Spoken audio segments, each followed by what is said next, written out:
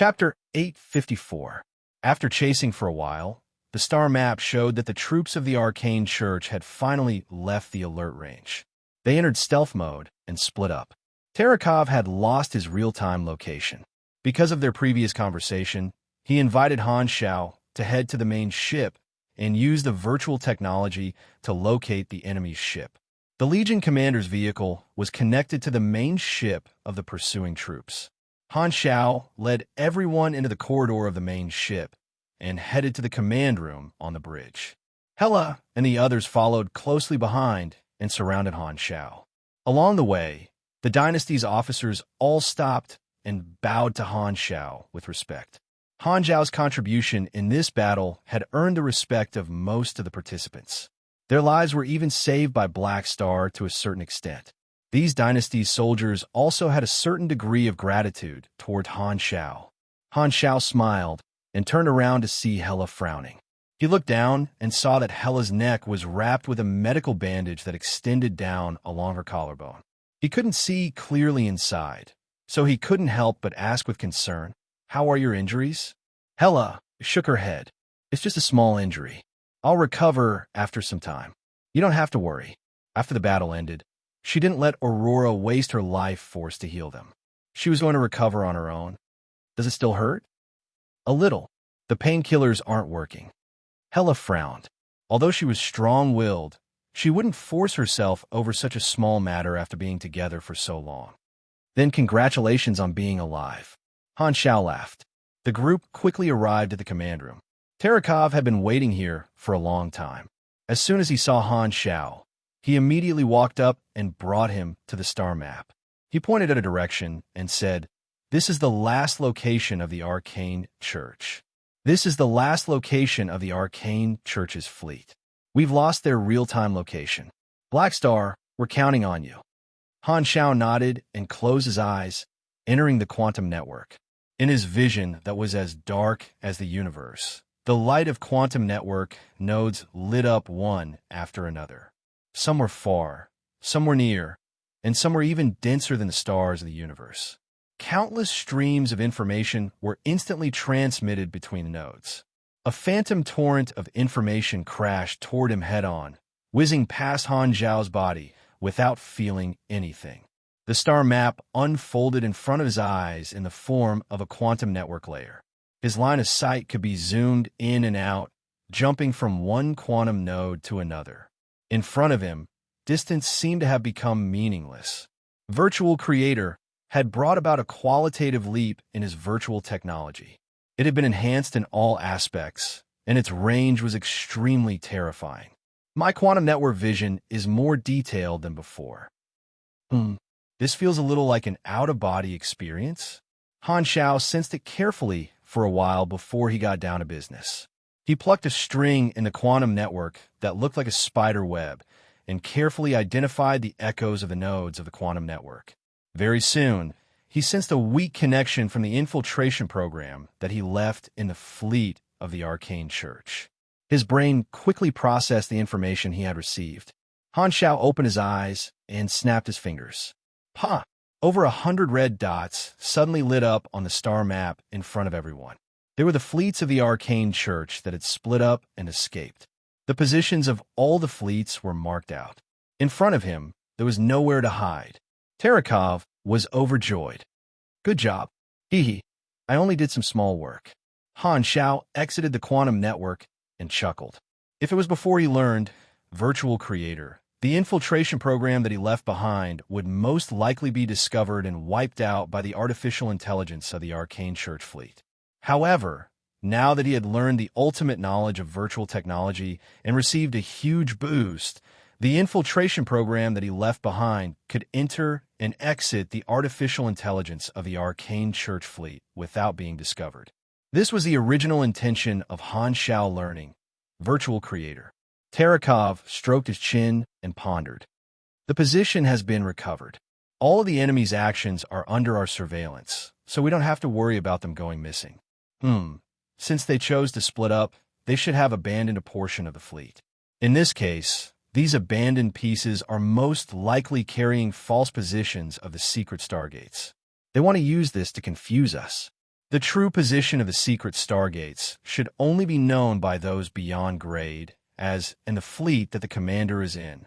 Black Star, can you lock onto the position of the enemy commander and the beyond grade as? I suspect that they might not be on the flagship. I can, but this means that the infiltration program will need to infiltrate the surveillance cameras and database of the enemy fleet. The risk of being exposed will increase, and we might be wiped out. Are you sure you want to take this risk? Han Xiao crossed his arms.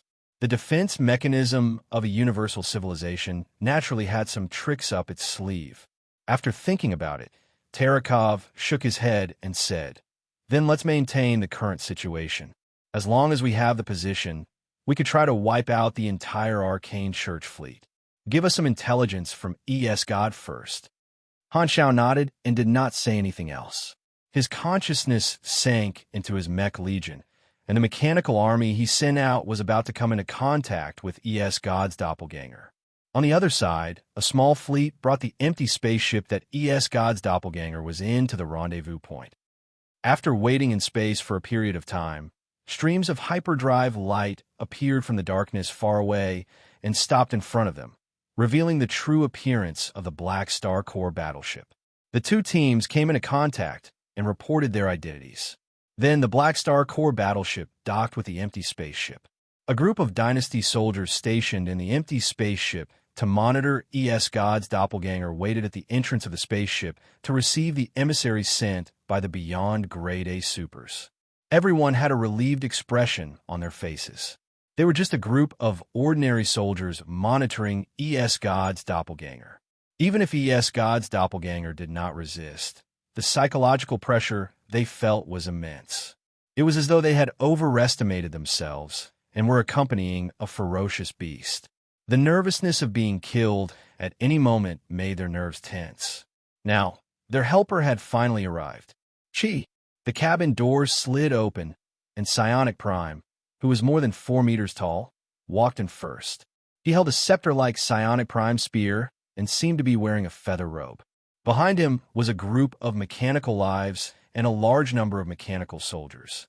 Psionic Prime looked down at the Dynasty soldiers below him and slowly spoke. "I'm Psionic Prime, the first apostle under Black Star Lord. I'm here to hand over the mission. We'll watch over ES God's doppelganger from now on. I'll leave it to you."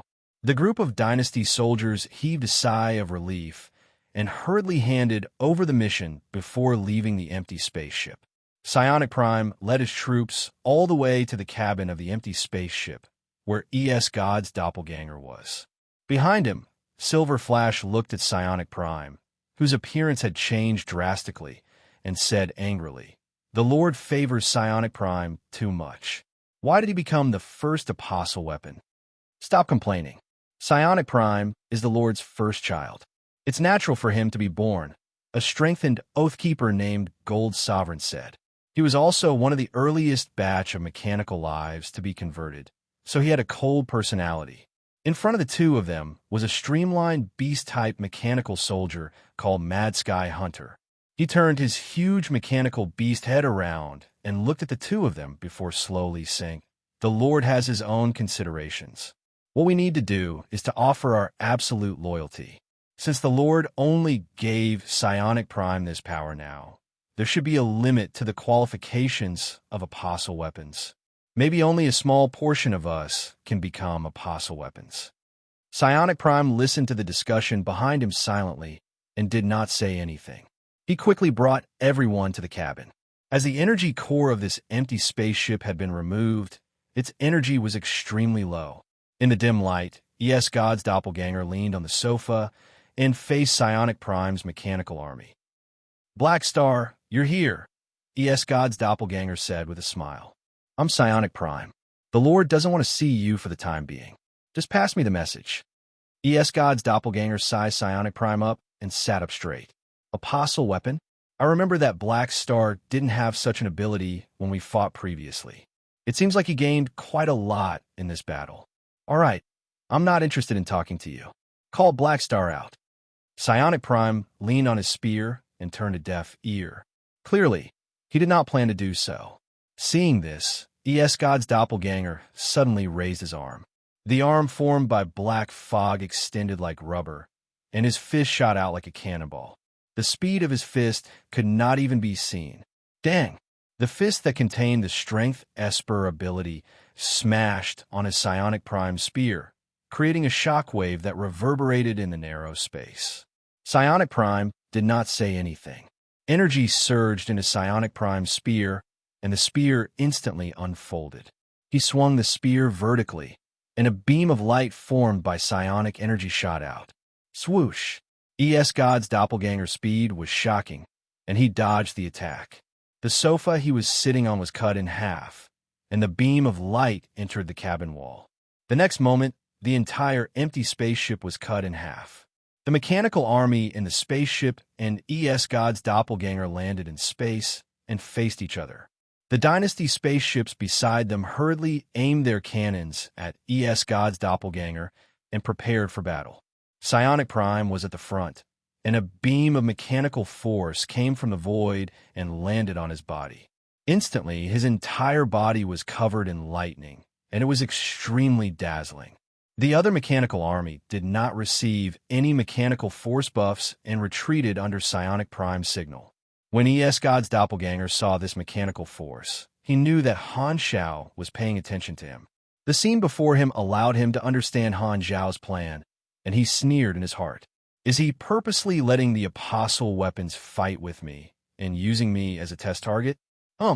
Since you allowed me to evolve, I'll play with your apostle weapons. The next moment, God's doppelganger moved and shot towards Psionic Prime like a cannonball. He extended his arm again and launched a series of attacks towards Psionic Prime, leaving behind a series of afterimages. This doppelganger did not have any powerful Esper abilities, only physical strengthening, body modification, shock contact, and so on.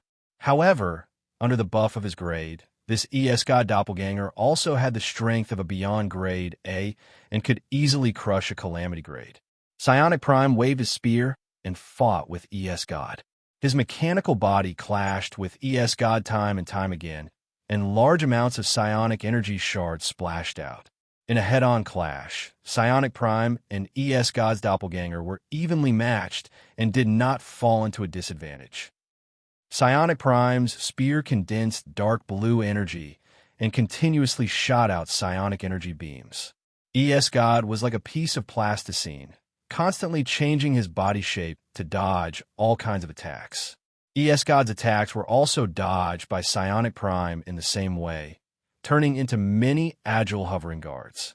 They could only combine their body parts to attack and were extremely difficult to hit. Both sides were evenly matched, and the mechanical lives that were forced to watch from the side were shocked. Originally, they were only slightly higher level cannon fodder in front of a beyond grade A, but now, Psionic Prime had the strength to fight against a beyond grade A super. Is this the power of an apostle weapon? Many mechanical lives, including Silver Flash, became even more excited about the identity of an apostle weapon. Both sides clashed again, and a large amount of light shards exploded.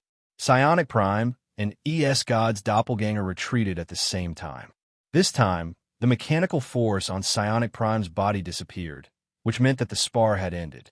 Seeing this, God doppelganger did not attack anymore. He was there to discuss matters. Everyone returned to another Black Star Corps spaceship and came to the cabin. As soon as God's doppelganger sat down, Han Zhao's remote projection appeared and sat opposite him, staring at him coldly. Seeing this, God's doppelganger smiled. Black Star, it's all thanks to you this time. I've finally evolved. Han Xiao crossed his arms and snorted. You came to see me just to say this. Of course not. God's doppelganger waved his hands. He was in a good mood and chuckled.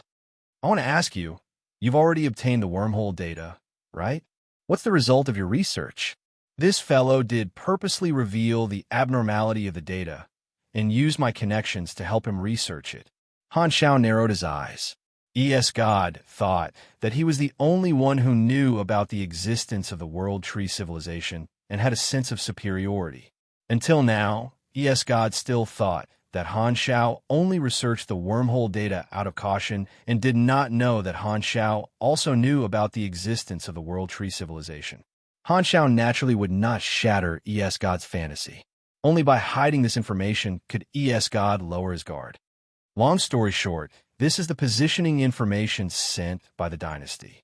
Han Xiao told Philip to show him part of the information and slowly said, "If you can really help the dynasty intercept the arcane church, the dynasty might reconsider how to deal with you." ES God's doppelganger did not comment and continued to browse through the information. Seeing this, Han Xiao's eyes sparkled. "However, I still don't understand why you suddenly want to work with the dynasty. Angering the arcane church is not a good thing for you. You don't have to worry about that." ES God's doppelganger did not even raise his head. Han Xiao stroked his chin and pondered. He had a feeling that this was not ES God's original intention and that he had been bewitched by someone else. Although ES God's actions could be considered to be pleasing the dynasty, Han Xiao felt that this was more like an opportunity to purposely increase the losses of the arcane church, targeting Sagman and the other beyond grade as to weaken the high-level combatants of the arcane church. If we succeed, who will benefit the most? The Red Empire? The Radiant Federation? Or those supercluster civilizations? Han Xiao pondered.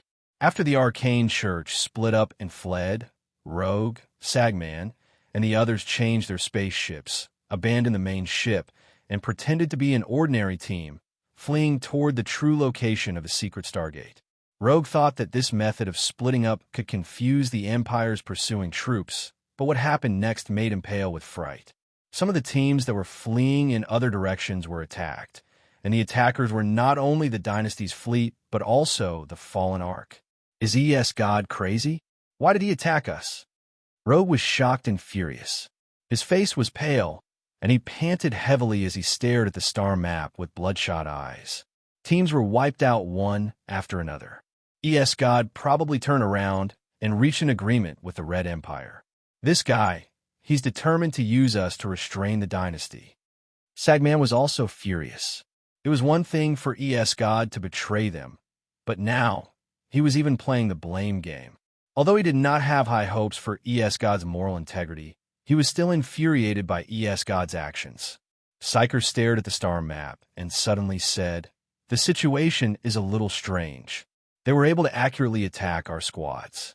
Is it because those squads were unlucky enough to run into the Empire's blockade? Or does the Empire still know our whereabouts?" As soon as this was said, everyone's expression changed. Black Star is a virtual mechanic. He might have done something. Cisco clenched his teeth. What kind of mechanic is he? Mercer rubbed his fists and thought stubbornly. Hearing this, Rogue hurriedly ordered the fleet's artificial intelligence to be activated. However, they did not detect Han Zhao's infiltration program, so they could not clear it. "We actually can't find Black Star's infiltration program."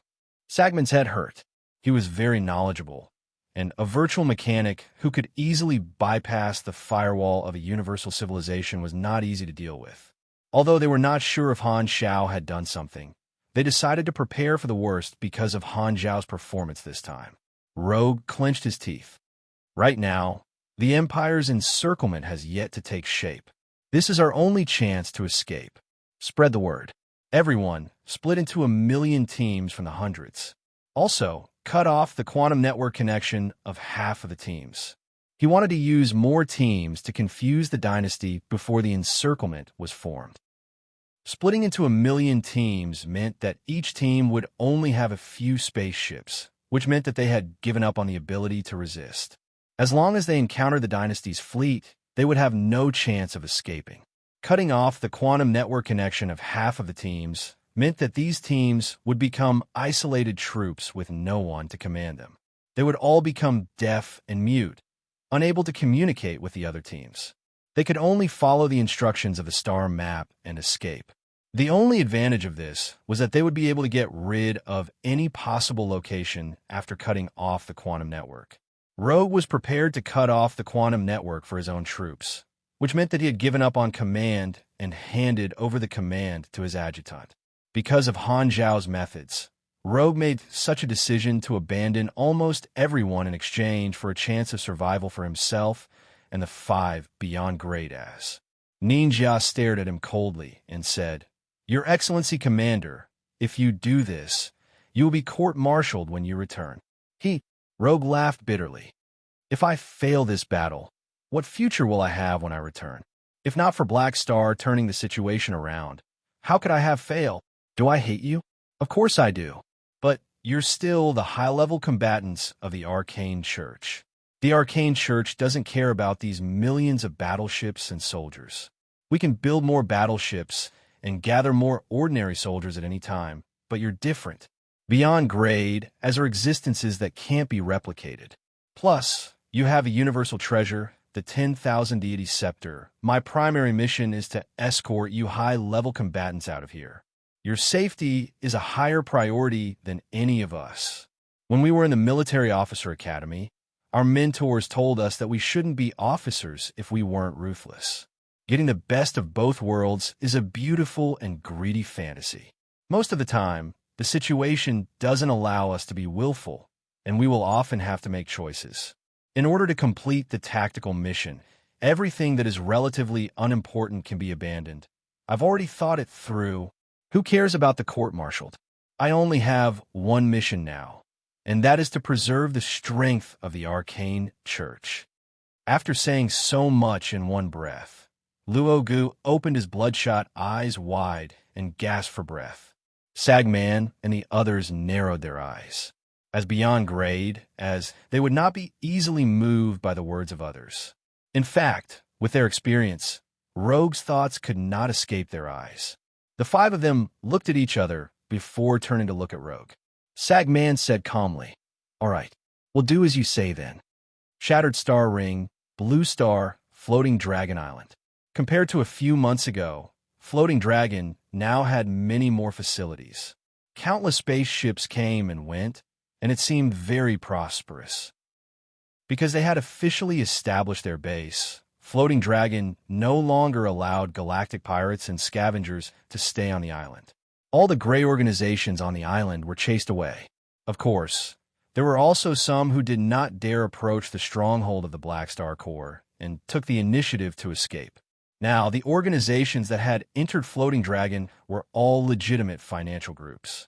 Under the influence of Floating Dragon, Blue Star also received the favor of many financial groups and welcomed new development opportunities. In the palace of Floating Dragon Island, Ames sat on the throne. Her fair legs stretched out from under her high-cut black dress, crossing each other to form a beautiful curve, looking very enchanting and seductive. Ames supported her chin with her right hand and looked down at the representatives of the financial groups who had come to meet her. Her expression was calm, and she looked indifferent, but in fact she was indeed in a daze. These miscellaneous matters will be taken care of by Jenny in the end anyway. She could not be bothered. Ames's thoughts had long drifted to other places as she muttered to herself, "That's right. I wonder how Hella and Aurora are doing. TSK, Black Star is so annoying. He took my 2 students away for so long and did not send back any news at all." Beep beep. At this time, the communicator floating by the side suddenly rang. Ames raised her finger and grabbed the communicator. Looking at it, she was a little surprised. Austin? Didn't this guy go to the secondary dimensions to look for materials? Curious. Ames picked up the call, and Austin's figure appeared on the screen. "Why are you looking for me?" Austin smiled and said, "Ames, I have a piece of information here that might be useful to you." Ames raised her brows and said, "Interesting. When did you become an information dealer? Isn't that Black Star hobby?" Austin did not mind. With a meaningful smile, he told Ames everything that had happened on Planet Lighthouse. At the start, Ames was still listening lazily, but as Austin narrated, she gradually sat up straight and became expressionless. An unstable force field floated around her, bringing a huge pressure. The financial group representatives below felt a chill in their hearts and did not know what to do. "That's the situation." Austin ended the narration and added, "Seeing that your Black Star ally, I specially informed you. As I expected, you didn't know anything. Black Star hid this from you. It seems like he doesn't want you to get involved in this storm. Don't be long-winded. I know what you mean. Humph. Anyway, thanks. I do need this information." Ames hung up and closed her eyes, seemingly deep in thought. Aesop also heard this information and shook his head. The prophecy came true. Luckily, I reminded Black Star, or else he might not have been able to escape this time. Black Star hid this from you probably because he doesn't want you to get involved in the storm of a universal civilization. However, Austin deliberately told you this because he wants to muddy the waters. He's indeed a little kid who wants to see the world burn. Hearing this, Ames opened her eyes and said coldly, I'm his ally, not his subordinate. What right does he have to tell me whether I get involved or not? Aesop helplessly shook his head and said, I knew it. Then what do you want to do? Help me contact the Red Empire's special envoy, Zoel. The Red Empire will very likely mobilize troops in the Shattered Star Ring and attack the Arcane Church's garrison and Stargate Station here. As she spoke, Ames stood up, and her black dress fluttered. Black Star, Cisco, Heber, and Austin, the four of them are all in the flickering world. Therefore, I'm the only beyond Grade A in the Shattered Star Ring. I'll go wherever I want to go. Around 6,700 words today. It's almost the end of the month. Chapter 855. More and more fleets from the Dynasty gathered, and the desolate universe belt outside the Dawn Star Cluster was sealed. The encirclement was slowly taking shape, and the gap left for the Arcane Church fleet was getting smaller and smaller. With the help of Han Zhao's positioning, the Dynasty captured more enemy spaceships. After Rogue divided his fleet into millions of teams, these teams had no way of breaking through the encirclement of the Dynasty's search teams. Once they encountered the Dynasty, they would only be annihilated or captured alive. Not long after, hundreds of thousands of spaceships fell into the hands of the Dynasty, and countless crestfallen members of the Arcane Church became captives. However, Rogue's method of escaping by cutting off his tail did increase the difficulty of the Dynasty's pursuit. Lu Sun once said that the best way to hide something was not to lock it in a safe, but to hide it in a sea of bait. This was the situation that the Dynasty was currently facing. On the main ship of the pursuit force, Terakov was having a video conference, analyzing the situation with Han Zhao and the others. According to the confessions of the captives, the enemy's commander, Rogue, abandoned his troops to confuse us. Furthermore, half of the enemy's ships have disconnected from the internet and escaped from our surveillance. They have become a lone army that is fleeing in the dark. We have captured the Glorious Sun flagship, but there are no traces of Rogue and the others on it. Therefore, they should be hiding among the disconnected troops. Han Zhao rubbed his chin.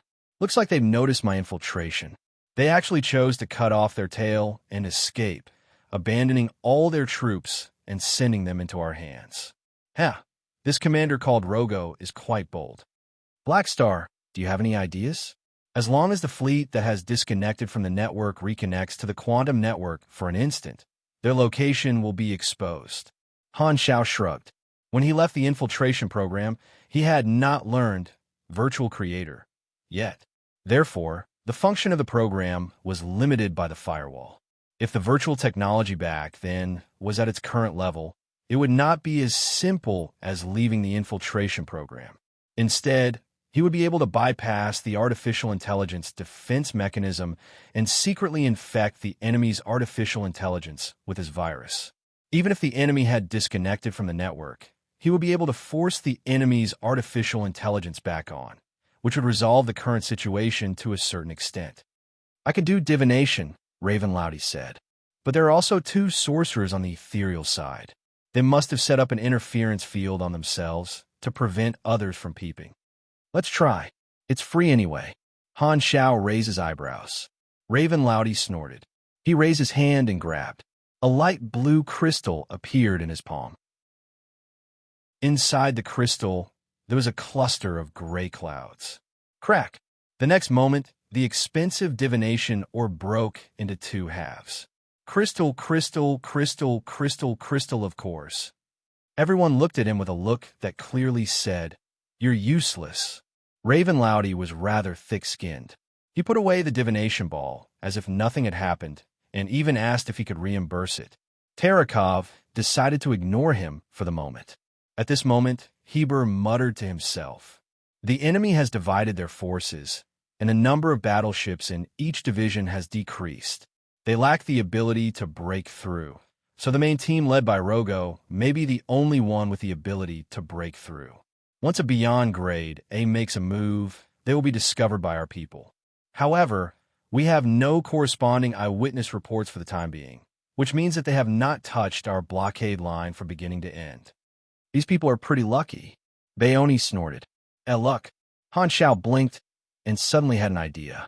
He turned around and looked at Fu Ding behind him with a burning gaze.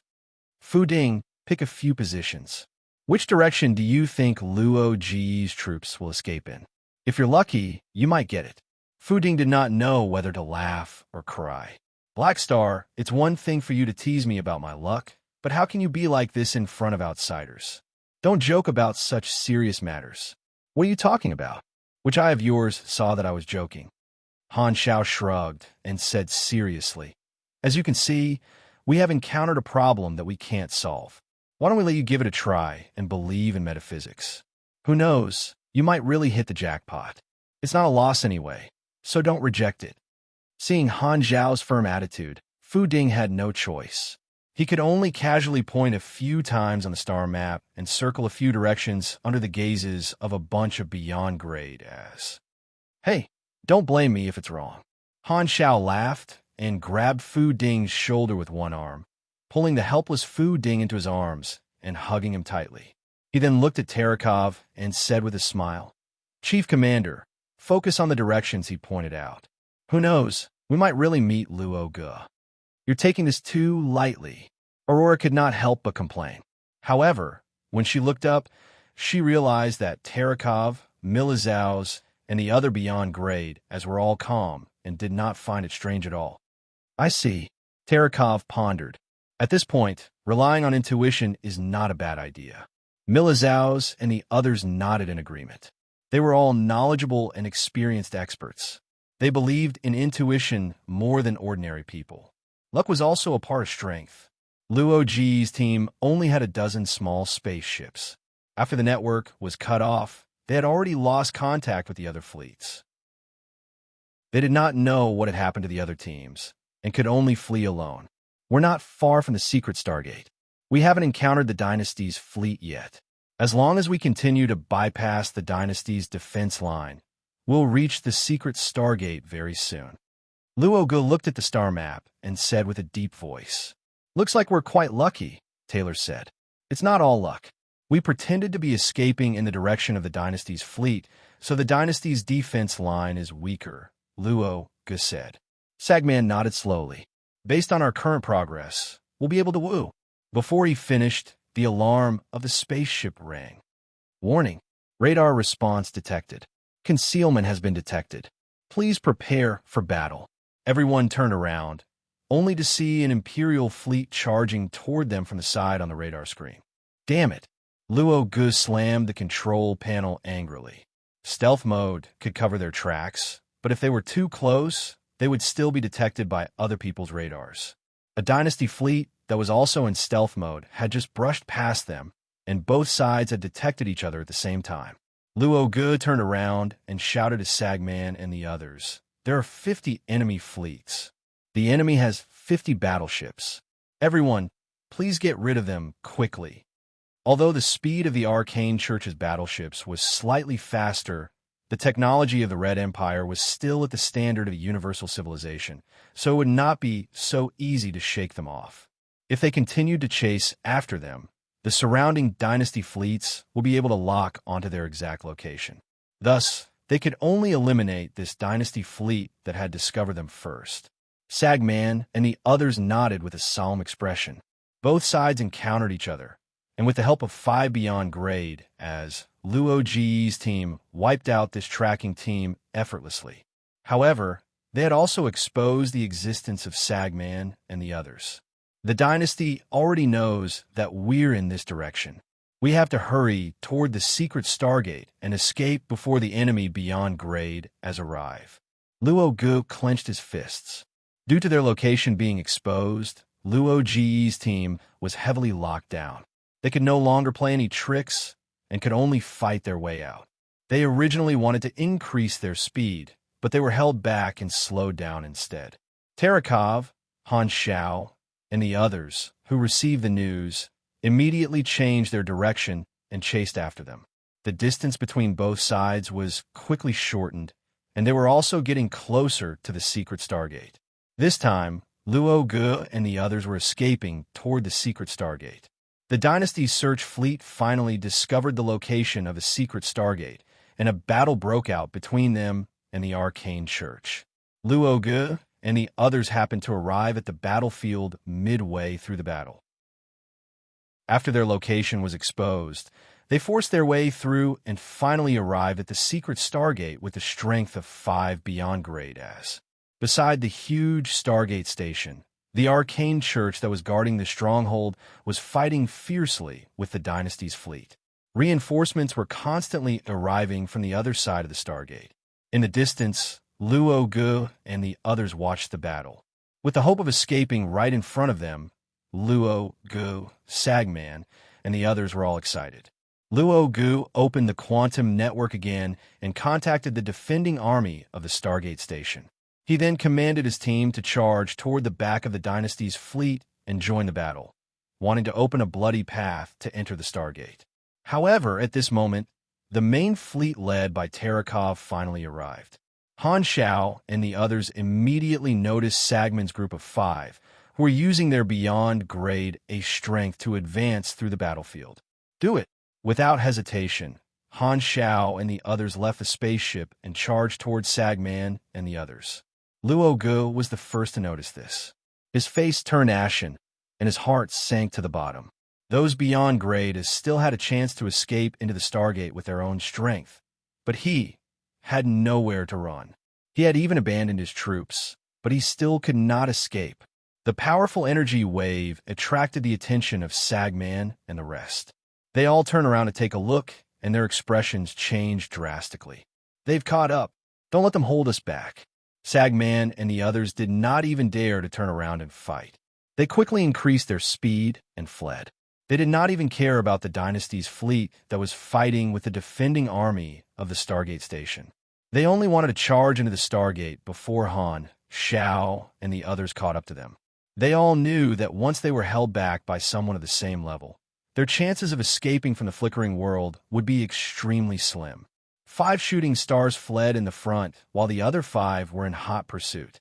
Both parties, one in front and one behind, flitted across the chaotic interstellar battlefield. Attack the Stargate. Those on Han Zhao's side who had long-range attacks fired at the secret Stargate. The Mech Legion's attacks, Star-Shaking Punch, Arcane Impact, and other beyond grade A attacks headed straight for the secret Stargate. The planetary shield covering the Stargate cracked and would not last for long. Sagman and the others gritted their teeth and took the initiative to receive some of the long-range attacks from Han Xiao and the others. They would rather be injured to reduce the damage to the secret Stargate and make use of the recoil force to speed up their escape. Now, it was Sagman and the others' turn to protect the Stargate.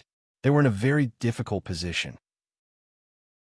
The focused fire of the Mech Legion caused extremely high damage, and Mercer was in the worst state.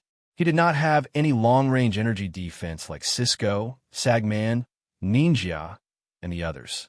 Most of the time, he could only use his body to take the attacks head-on. He spat out mouthfuls of green blood, and his condition kept deteriorating. Sagman and the 2 mages were the fastest. They passed through the battlefield and charged into the Stargate. Psyker followed closely behind and used his psychic shield to take a round of attacks from the Mechanical Army's planet destroyer cannons head-on before flying into the Stargate. The 4 of them escaped through the Stargate, and only Mercer was left on the battlefield. Not far away from the Stargate, Han Xiao and the others finally caught up. Heber stepped forward and grabbed Mercer tightly. The 2 giant beasts wrestled and rolled in the universe.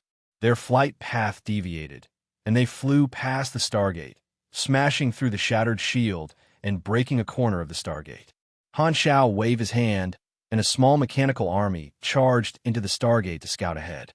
However, the next moment, they lost contact with this mechanical army and were wiped out. Under Mercer's despairing gaze, the space vortex of this Stargate suddenly disappeared and was closed from the other side. Seeing this, Milizaus flapped his dragon wings and snorted. The four fellows who escaped destroyed the Stargate on the other side. Humph, it seems like they abandoned Mercer. At least one of them is left behind. Ravenlaud's lips curled up. Everyone looked over. Mercer was the only beyond grade A left on this battlefield. He was heavily surrounded and had nowhere to go. Heber was currently fighting Mercer, who was in despair and rage. The muscles of the two of them were rubbing against each other, and the splashing flames were like the sun. Sensing the gazes of Han Xiao and the others, Heber said with a deep voice, "This is my prey. Don't interfere." The others did not mind. Mercer had nowhere to run. Since Heber wanted to fight him one-on-one, they did not mind watching the show and observing the strength of the two of them. Han Xiao clicked his tongue and joked, "You're so energetic, little Tai." "Don't call me that." Veins popped out of Heber's forehead. He ignored Han Xiao and focused on dealing with Mercer. He finally had the chance to capture a beyond grade A alive, so he was not going to give up. The Stargate passage had been destroyed, and the enemy had no way of retreating. The stubborn garrison of the secret Stargate had been crushed by Terakov, and it wouldn't take long for them to be completely defeated. There was no suspense in the outcome of the battle. This time, Terakov joined the call and nodded with satisfaction. 4 escaped, and 1 was left behind. Ro was also captured. The result of this battle is not bad. Even if Sagman and the other 3 escape from the flickering world, they will have to face a new round of pursuit. Escaping from the flickering world did not mean that Sagman and the others were safe. The Red Empire was setting up an interception force in the Shattered Star Ring. The Black Star Corps, Bloodshed Land, Clint, and the other Dynasty allies were also on the move, not to mention the Radiant Federation. Sagman and the others' escape was far from over. If they wanted to be truly safe, they had to cross the vast Shattered Star Ring. Hearing this, Han Xiao spoke. "I just hacked into the Stargate database and obtained the coordinates of the other side of the Stargate." Tarakov's eyes sparkled. "This way, we can uproot the secret Stargate of the Arcane Church and lock onto their location."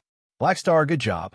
Han Xiao smiled and turned to look at the battlefield between Heber and Mercer. Capturing Mercer was only a matter of time. Heaving a sigh of relief, Han Xiao's eyes sparkled. This was the second beyond grade A captive that the Dynasty had captured. He wondered if the Arcane Church would be satisfied with his return gift. At the same time, somewhere in the desolate universe belt outside the Shattered Star Ring, at the secret Stargate exit of the Arcane Church, Sagman and the other 3 fell into silence as they stared at the destroyed Stargate in front of them. Mercer didn't escape. Sagman gritted his teeth so hard that they almost broke. If the ambush plan had succeeded, killing Milizaus, Black Star, and Baoni, the Dynasty would only have 3 beyond grade as left in the flickering world, and they would have been able to escape easily. But now, one careless move, and they would lose everything. "Don't stay here. Black Star will definitely be able to track this location. Leave quickly," Ninja hurriedly said. Sagman recovered from his shock and said with a gloomy expression, "Let's go. We have to bring the 10,000 deity scepter back." After being a beyond grade A for so long, they had not been in such a desperate situation for a long time. Chapter 856. In the flickering world, the remaining soldiers of the Arcane Church were basically wiped out by the Dynasty. A large number of spaceships were seized, and countless soldiers were captured. Mercer and Heber fought for a very long time. The 2 pugilists kept exchanging blows, and the pugilist flames were like sparks from clashing weapons. Their fists, which contained explosive power, landed heavily on each other's bodies time and time again. The beyond grade A pugilist was the embodiment of the true meaning of speed and strength. His movements were as fast as lightning, leaving behind countless afterimages. His exquisite melee combat skills were the combination of strength and beauty.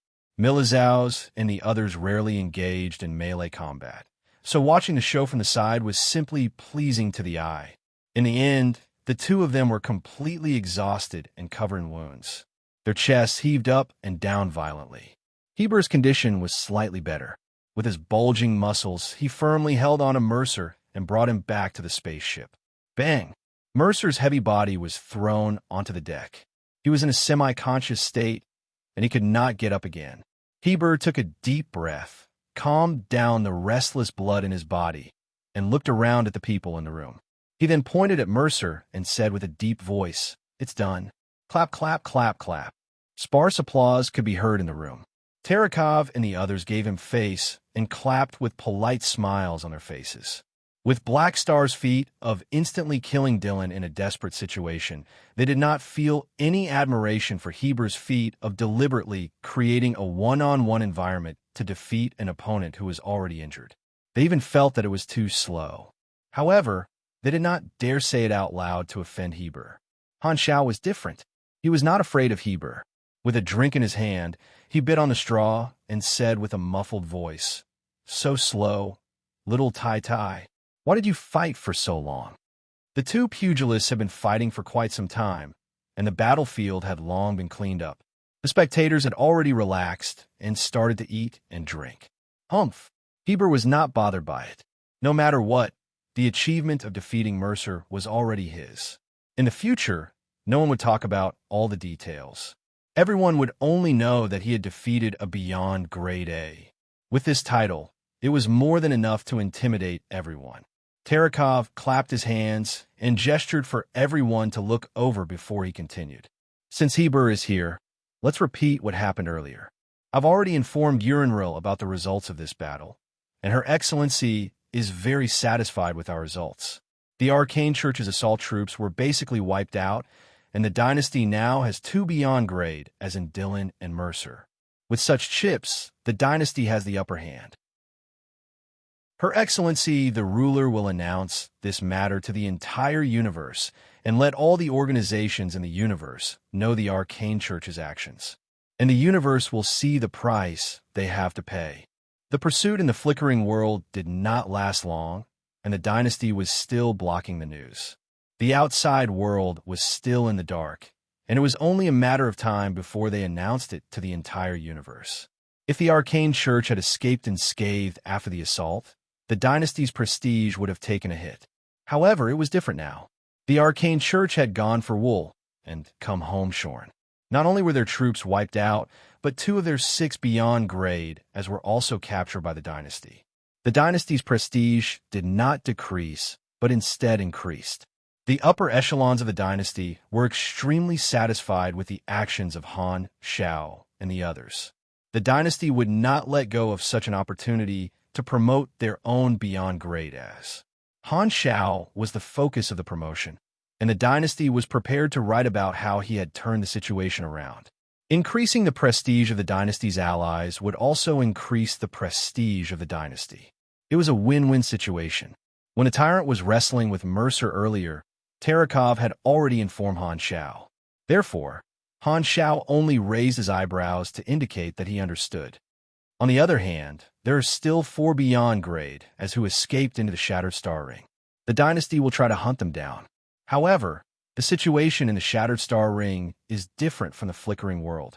Everyone, the dynasty hopes that you can temporarily head to the Shattered Star Ring to hold the fort.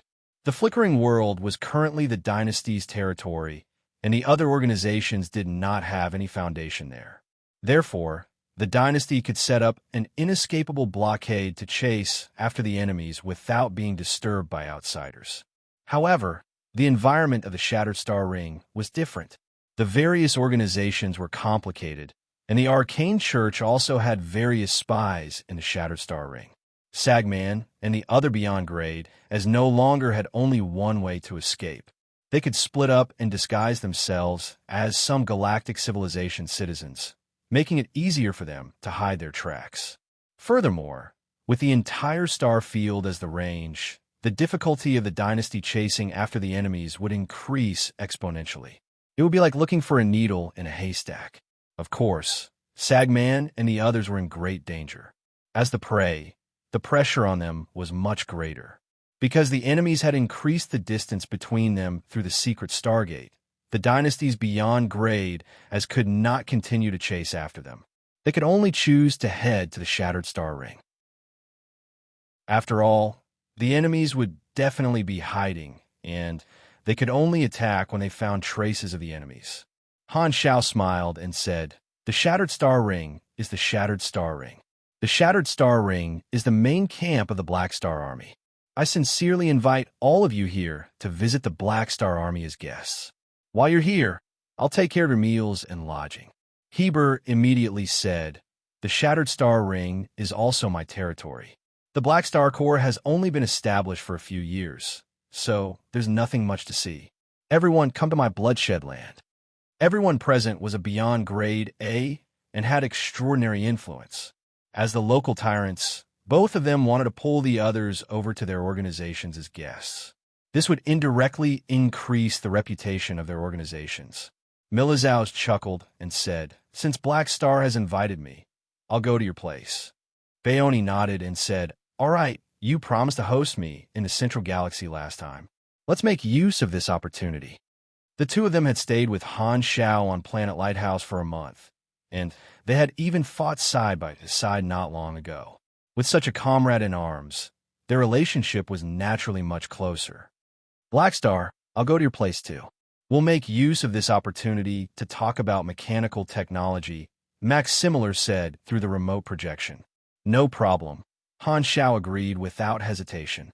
Max Similar was a mechanic, so his interest in his peers was naturally higher than his interest in a muscular guy. The few of them ignored Heber's invitation. Heber's expression stiffened, and he felt a little embarrassed. He then turned to look at Ravenlaudi. Ravenlaud's mouth twitched, and he coughed before helplessly saying, "Then, I'll go to Bloodshed Land then." Although he did not get along with Han Xiao, everyone else had gone to the Black Star Corps. He also wanted to join in the fun and see if he could find a chance to use the evolution cube. However, being stared at by Heber gave him a headache. In the end, he could only say one thing and mean another. Heber's expression became a little better. At least not everyone ignored him. However, looking at the three people on Han Zhao's side, Heber felt an inexplicable sense of defeat. He had been managing the Tyrant's party in the Shattered Star Ring for many years and thought that he had a lot of connections. However, outside of the Shattered Star Ring, the experts of the same level in the other star fields might not even give him face. He felt that he had lost to Han Xiao in terms of connections and did not feel good. Terakov coughed and interrupted everyone's conversation. Due to the increased difficulty of the search, the dynasty has decided to cut off the enemy's path of retreat in advance. In other words, they will attack the Stargate station of the Arcane Church in the Shattered Star Ring so that they will not be able to return to the Central Galaxy quickly. The dynasty's ambassador in the Shattered Star Ring, Zoel, is already dispatching troops. When the dynasty announces this matter, they will attack. Then, it seems like we won't be able to make it in time. Han Xiao nodded. Neither side has any beyond grade as. Will the dynasty's troops in the Shattered Star Ring be able to get rid of the Arcane Church's troops? You guessed wrong. We have beyond grade A combatants. Han Xiao was stunned. Did the dynasty invite other beyond grade A allies from the other star fields? Won't there not be enough time? The Arcane Church also has the time to send beyond grade A combatants. No, our beyond grade A combatants are local to the Shattered Star Ring. Local? Heber and I are both in the Flickering World. Austin is on his way back and won't be able to make it in time, let alone Cisco. As he said that, Han Xiao suddenly realized something. His expression sank, and his tone was unfriendly. "You guys use my name to ask Ames for help? Black Star, you've misunderstood. It was not us.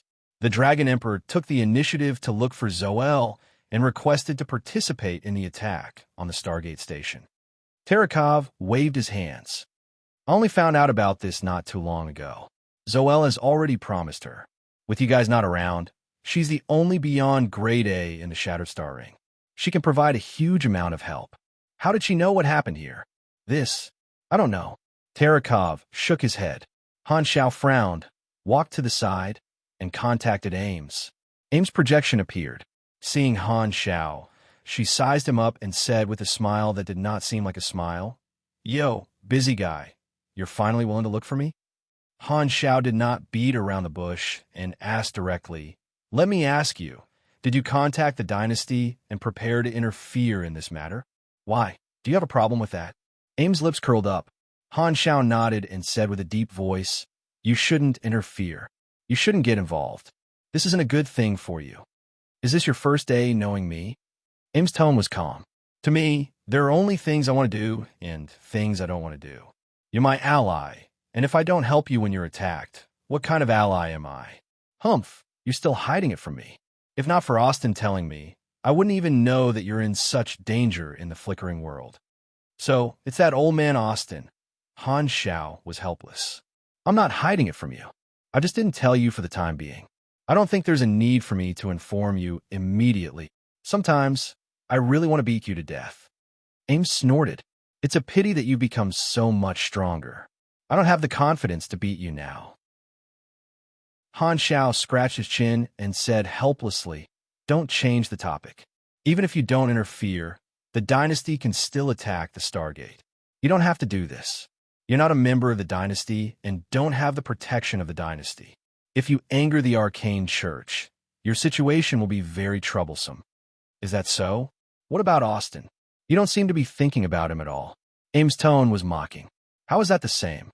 Han Xiao shook his head. "Austin owes me a favor, but you don't. Instead, I owe you a favor. Plus, we're on the same side, so of course I'm thinking about you. Fisk, so you still know how to talk like a human." Ames joked before her tone became serious. "All right, you don't have to say any more. You know, as long as I make a decision, even Aesop won't be able to change my mind." "All right." Han Xiao was helpless, but also a little touched. When he was weak, Ames had also supported him like this. Although she was now a big shot on the same level, she still did the same.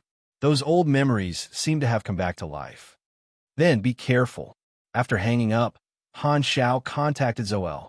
"Haha, Your Excellency Blackstar, it's been a while." Zoel's face appeared, and he laughed heartily. "I've heard about your contributions in the flickering world. Well done." Back then, it was Zoel who introduced Han Xiao to the dynasty. Now that Han Xiao had made a contribution, he had also received a certain amount of praise, so he was in a very good mood. "Zoel, I have something to ask of you." Han Xiao told him his request. "That's all? Don't worry. I'll tell the garrison commander not to order the Dragon Emperor to carry out the most dangerous attack when they attack the Stargate station." "All right. I'll return to the Shattered Star Ring soon. Come to the Black Star Corps headquarters then, and we'll have a good gathering. Milizaus, Bayoni, and Maximiller will also be there. They're all big shots." Zol's eyes sparkled. With his position, he would at most come into contact with the Beyond Grade as of the Shattered Star Ring. He would not have a chance to meet these Beyond Grade as of the other star fields. After ending the call, Han Xiao returned to Terakov and the others. With the help of the others, he used the space-time amber to seal Mercer, who was struggling and howling in pain. Then, the fleet turned around and began their return journey. They would return to the Shattered Star Ring through the Stargate in the Dawn Star Cluster, which would take a few days. Originally, Han Xiao thought that he would have to stay in the flickering world forever. He did not expect that because of this small incident, he would be able to take some time out to return to the main camp. However, it did not matter where he was. The Black Star Corps continued to explore the flickering world as planned. Opening the forums, Han Xiao realized that the Red Empire's order, Full Pursuit mission had not ended yet. There were still many arcane church teams scattered in other directions, and there were still many fallen Arc teams that had not escaped. Compared to the remaining four, Han Xiao wanted to deal with ES God more. However, the dynasty's focus was on the arcane church. Without the help of his teammates, Han Xiao did not have the confidence to kill ES God. "I can only wait for the Red Empire to announce this matter to the entire universe and launch a large-scale counterattack before trying to convince the dynasty to accept my suggestion," Han Xiao thought to himself. Political assets should be able to have some influence in this area.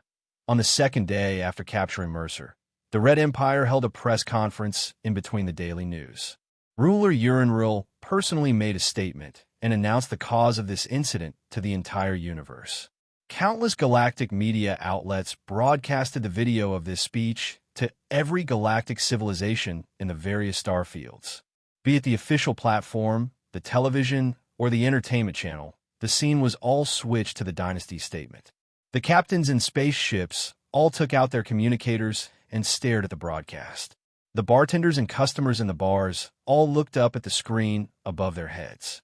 The passengers in the galactic transit stations all looked up at the dome projection in midair. Countless galactic residents heard the Red Empire's announcement at the same time. The galactic residents only knew that the flickering world was a new star field that was being developed. They did not know anything else. However, in this unknown star field that they could not see, a battle between 11 beyond grade has actually happened. The Arcane Church and the Red Empire had a head-on conflict, and both universal civilizations announced that they had entered a state of emergency. This announcement threw a psionic bomb to the entire galactic society, causing huge waves. Remember the mobile version of the website, M860 Stay, Invite, and Announcement, page 1/1. Bookmark for easier reading.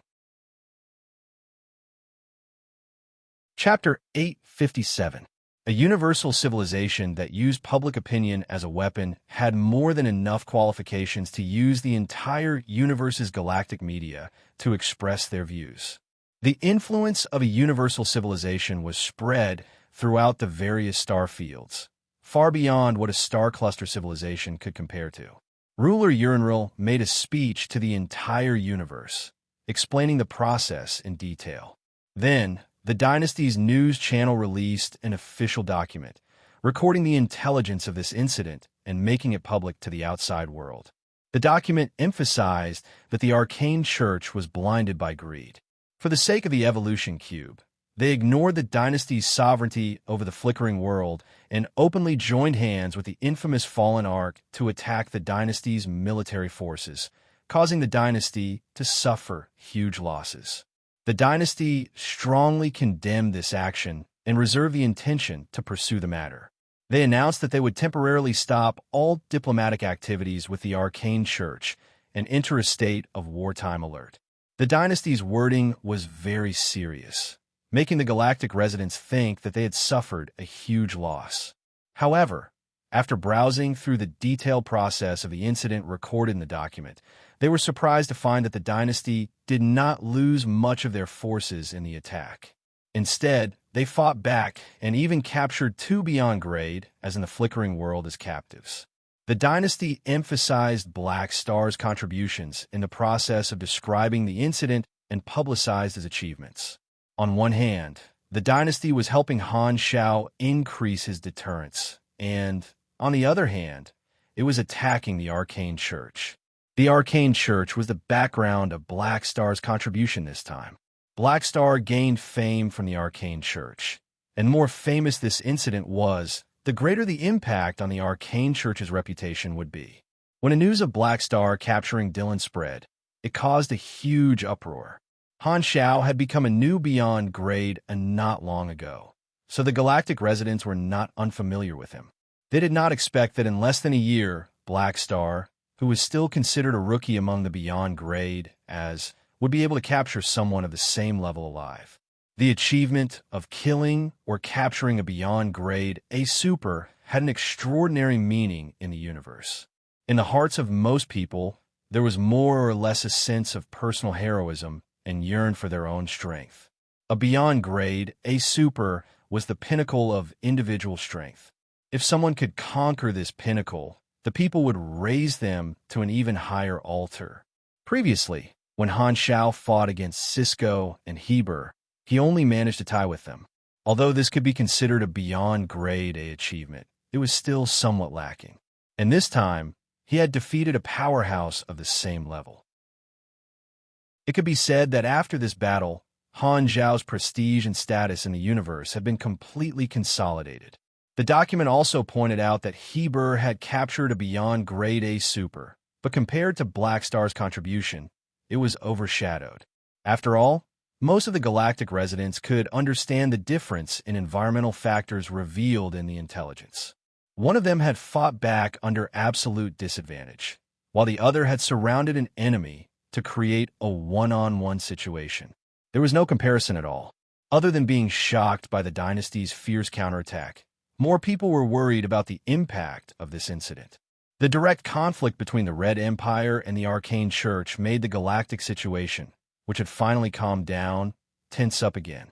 In the past 10 years, it was the Radiant Federation and the Red Empire that were at odds.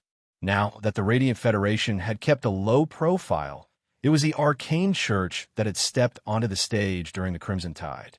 Ever since the flickering world was discovered, the galactic situation had been in turmoil. No matter how slow some of the galactic residents were, they could tell that the battle between the three universal civilizations had always revolved around this new star field.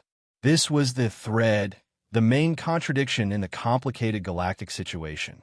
Most of the chaos in the various star fields were related to this. After the dynasty made the announcement, the various supercluster and star cluster civilizations found out. In shock, they hurriedly used their intelligence networks to inquire about the news and organize people to analyze the information revealed in the dynasty's official documents word by word. Black Star became the target of the attention of these organizations, causing countless organizations to be wary. In the internal databases of the various organizations, the threat level of Black Star was greatly increased. The beyond Grade A allies of the three universal civilizations had always been the focus of the various organizations.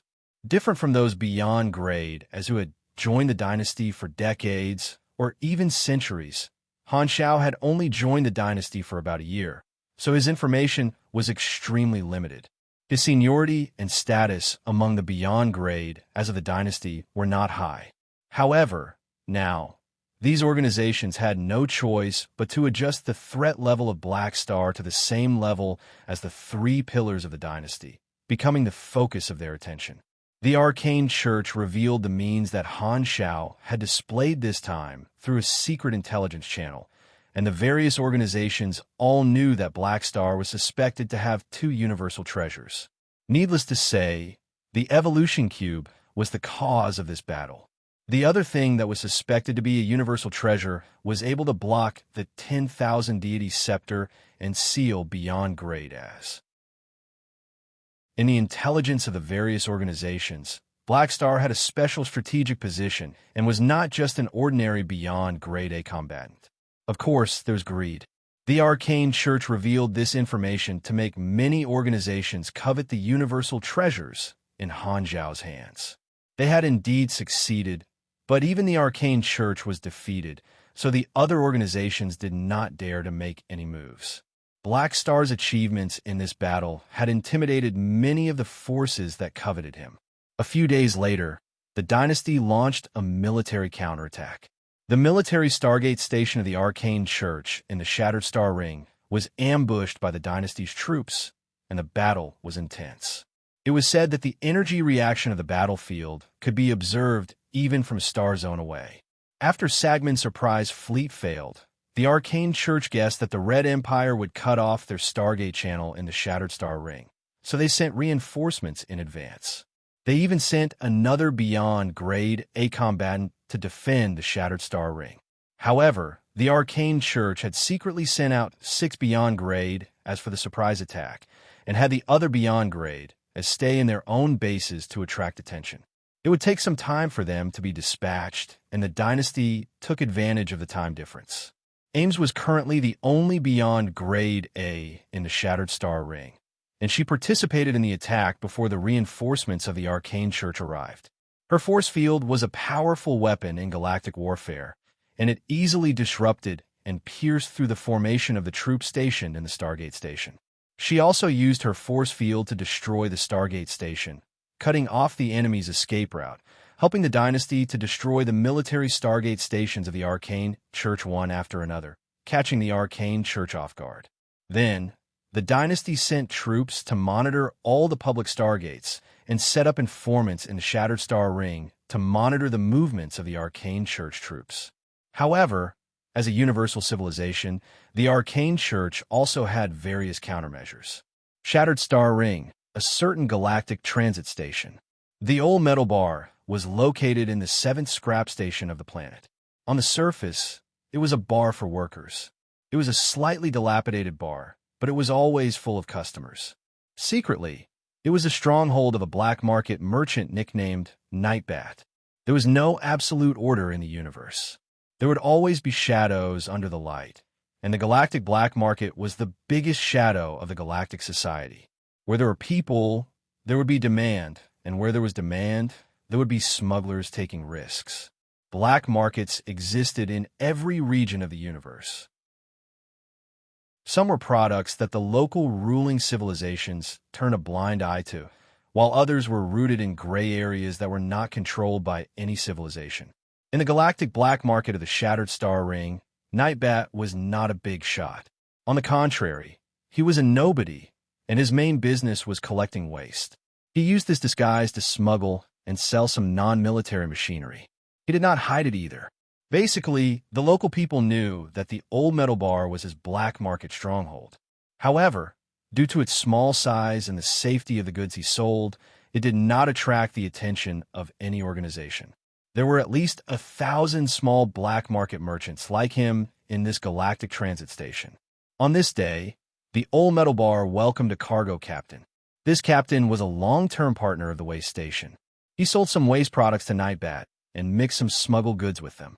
Nightbat personally invited him to the stronghold in the basement of the bar. After dismissing everyone, only Nightbat and this cargo captain were left in the old and dim office. Cha! The cargo captain lit a cigarette, took a deep puff, and exhaled a cloud of smoke. The grayish-white smoke dissipated in spirals. He smacked his lips, then took out a piece of paper from his chest, pressed it on the desk, and pushed it toward Nightbat opposite him, saying, "This is the list of waste products." "Thanks." Nightbat was a skinny man with a fawning smile on his face. Anyone who saw him would only think of the word profiteer. "The goods have been delivered. I'll be leaving first."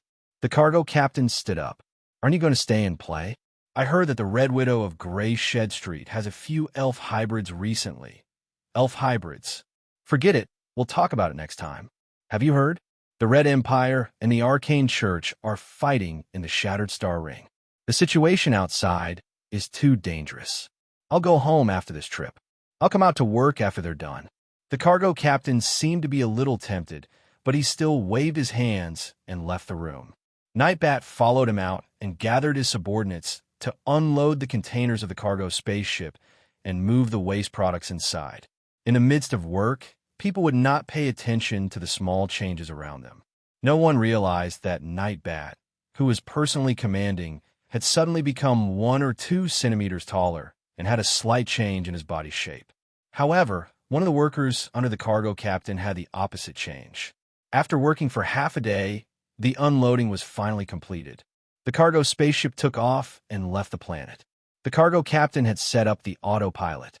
He had just taken off his survival armor and was about to return to his room to rest when he received a report from his workers that there were parasitic iron bugs in the warehouse.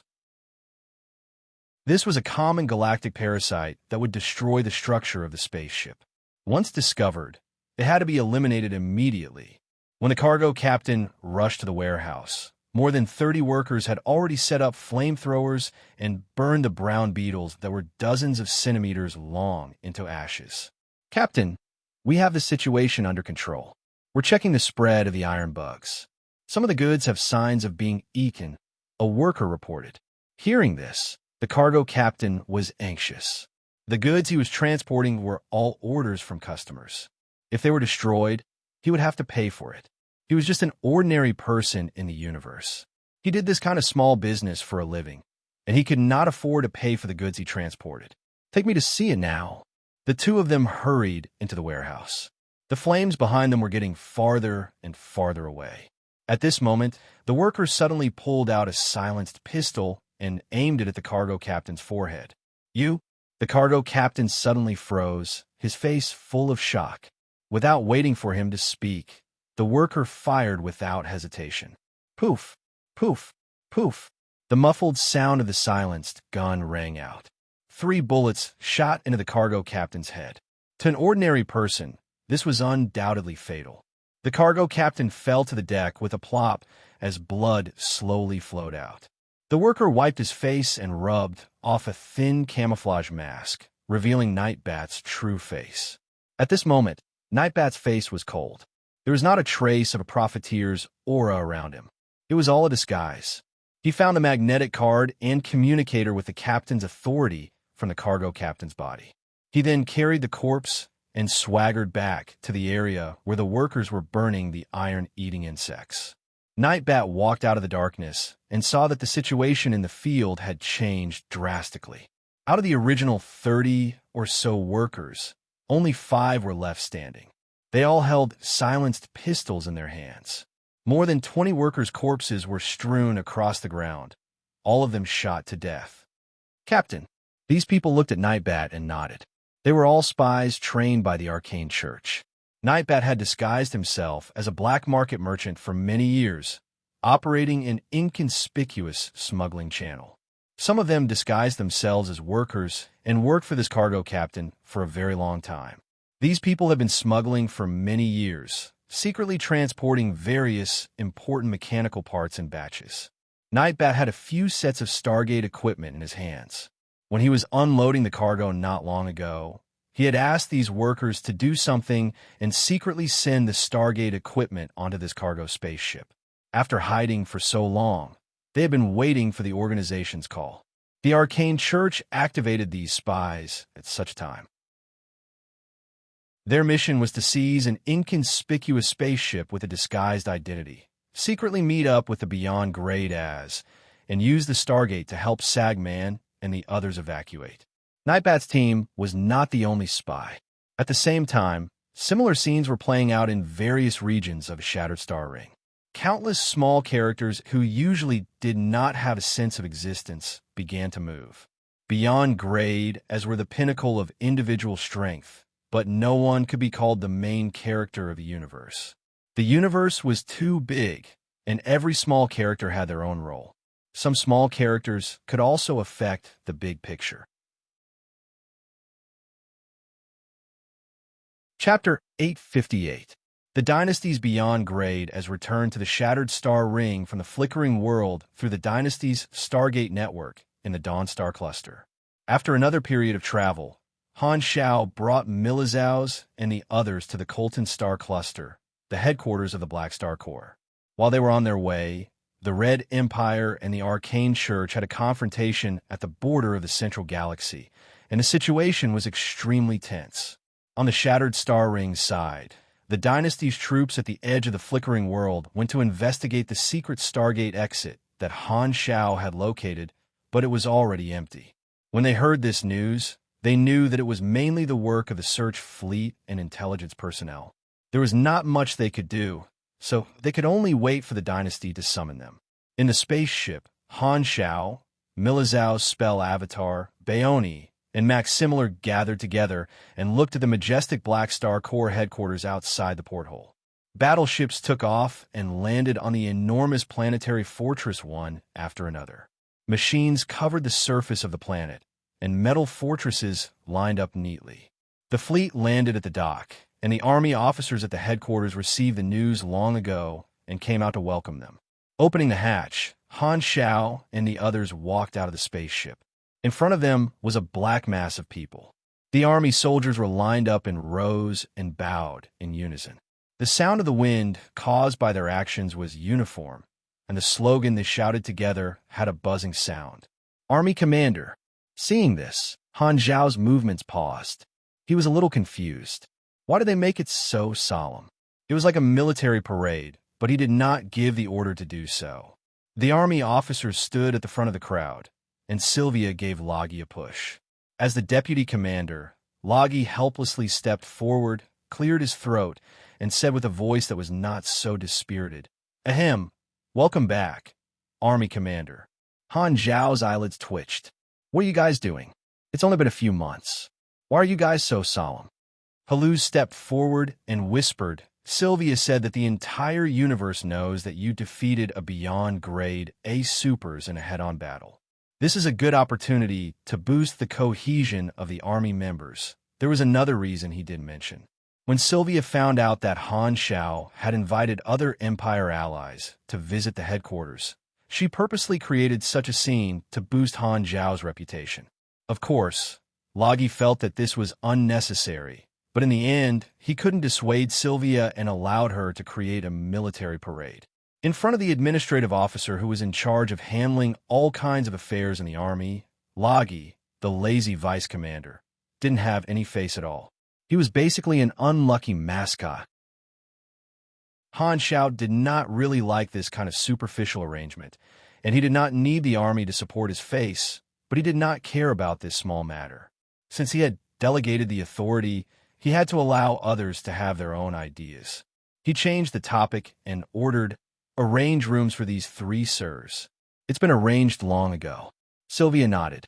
This time, Loggy sighed and said, "I heard that Austin intervened in this incident and caused the forbidden sorcerers to suffer heavy losses. I wonder if that's true?" "Yes." Han Xiao nodded. Sigh. Some familiar faces have disappeared again. "Luckily, I jumped ship." Loggy shook his head and said listlessly, "But there's no point in talking about this. In a few more years, the materials that make up our bodies will rot, and we will all turn into dust in the universe." "All right, I know we're all dust. You can shut up." Han Xiao interrupted Loggy's habitual depression. After stopping Loggy from embarrassing himself, Han Xiao turned to look at Milizhao's and the others. "I still have some errands to deal with. You guys go and rest first. If you need anything, just ask the administrative officer. I'll look for you guys later." "Okay." Milizhao's and the other 2 did not have any objections. They were in someone else's territory, so they had to abide by etiquette and follow the arrangements. After sending the 3 of them into the headquarters, Han Xiao went to the office to meet all the officers and ask them about the recent affairs. Now that the army was on the right track, coupled with the deterrence of this leader, no organization in the Shattered Star Ring dared to provoke them. Furthermore, due to the expansion of the Black Star Corps, the galactic pirates and scavengers all hurriedly avoided the army's area of influence, which improved the security of many regions. When it was the logistics department's turn, Reynolds finished his report meticulously. After hearing it, Han Xiao did not ask him about the army's affairs, but about Nero's learning situation. "He's very talented, and his learning speed is very fast. No matter how many theory books I gave him, he could finish them all. He was probably forced to finish them, right?" Han Xiao's mouth twitched, and he observed 2 seconds of silence for Nero before asking, "Where's he?" "Outside the door." Reynolds went out and brought Nero in.